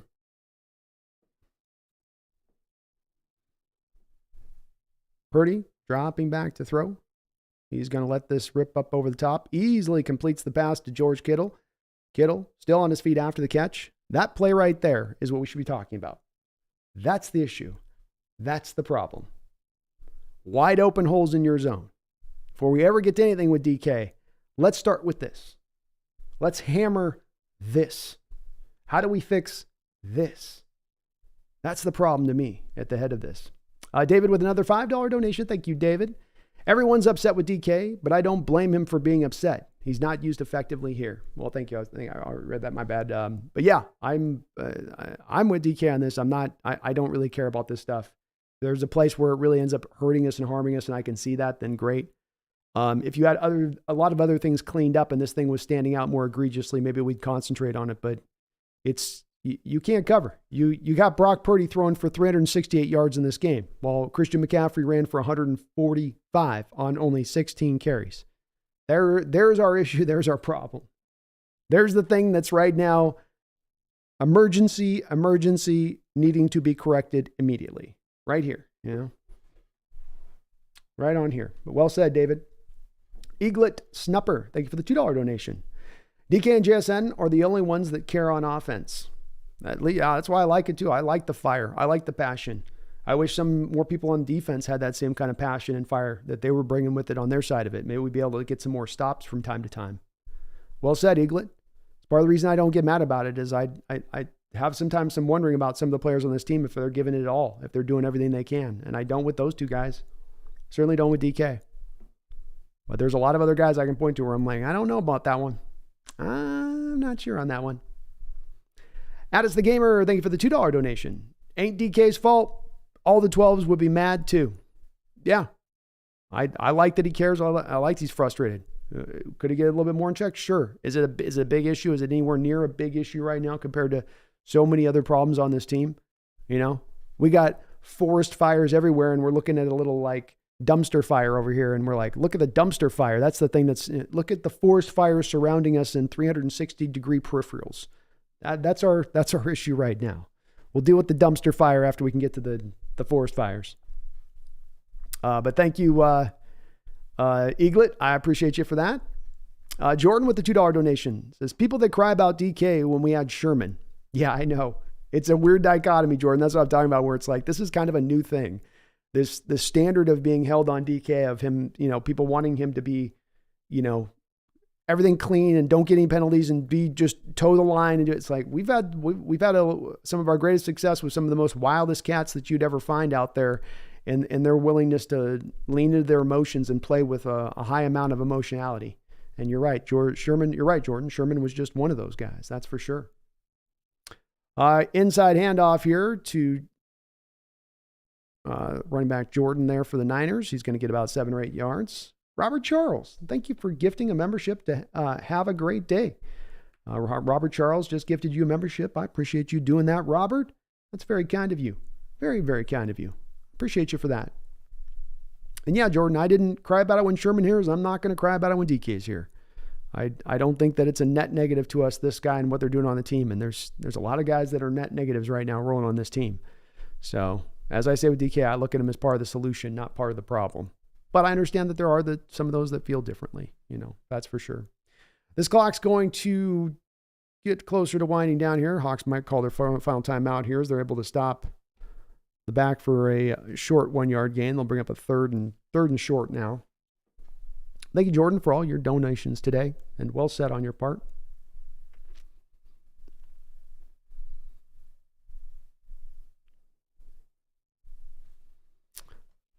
And do feel free to please hit that like button if you could for me today, folks. If you haven't already, I would really appreciate it. Helps me show up on other people's searches. And then as well, if you're not subbed up, please do get subbed up. We're trying to get to 15,000 subscribers before the end of the year. We're getting very, very close to that mark, but you can help me get a little bit closer there by subbing up right now.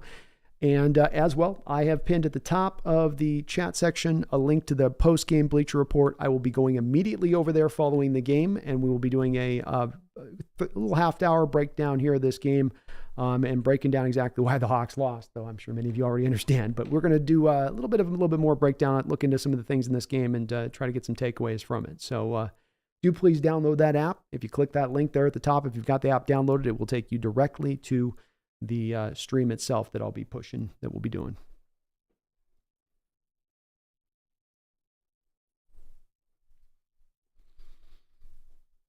Jack says, laugh my ass off. We might lose out. Very well possible. It is very well possible. And the clock will continue to roll here. 1st and 10 for the Niners. They were able to get the first down conversion, and they're just going to go ahead and take a knee, and this will wrap us on up. So the Seahawks fall here 16-28 to the 49ers in a game where you were in it for the first couple quarters, and the Niners just kind of put the pedal down to the metal, and Hawks got a little conservative in the middle part of this game and defensively just didn't have any answers. A lot of the same issues kind of following them that followed them throughout. So we will be going over here immediately to the Bleacher Report. I want to thank all of the people that donated: Addis, Iglis, Jordan, John Stillwell, David, Sag, Holy Hand Grenade, Russell Mark Q. Oh my goodness, you guys. Jeffrey Thistle, multiple times over. Snail, Victor, Real Cheese, John Stillwell. You guys are amazing as ever. It was a tough game today, but your guys' support to this channel and all the folks we had coming in to watch, I really thank you guys for coming in here and being a part of this channel throughout this year, even in a tough year like this. So tough loss. I'm going to be bouncing over here. Please click that link at the top of this chat. You'll find it there. It'll take you directly to the Bleacher Report. When you click that link, we'll be right over there in about 5 to 10 minutes here. I'll be doing a post-game breakdown over there. Thank you guys for watching. James Cooper is going to finish us off with one donation. It says $5 donation. Thank you, James. He says, breaking news: Geno Smith ruled out for the season with fully ruptured fallopian tubes. Let's go. Let's go, James. You got to, we're at this point, we're just really worried about the eggs. Are the eggs still, are they viable? Or can we still work with them? That's all we got. At this point, the tubes are gone, James. We just got to concentrate on the eggs. You know what I'm saying? Thank you, though, James. I appreciate that donation. And thank you to all of you guys for watching today. We will be back in a couple hours for a post-game discussion. I will be over in the Bleacher Report immediately. Click that link above. But until that time, please don't you ever forget, go Hawks.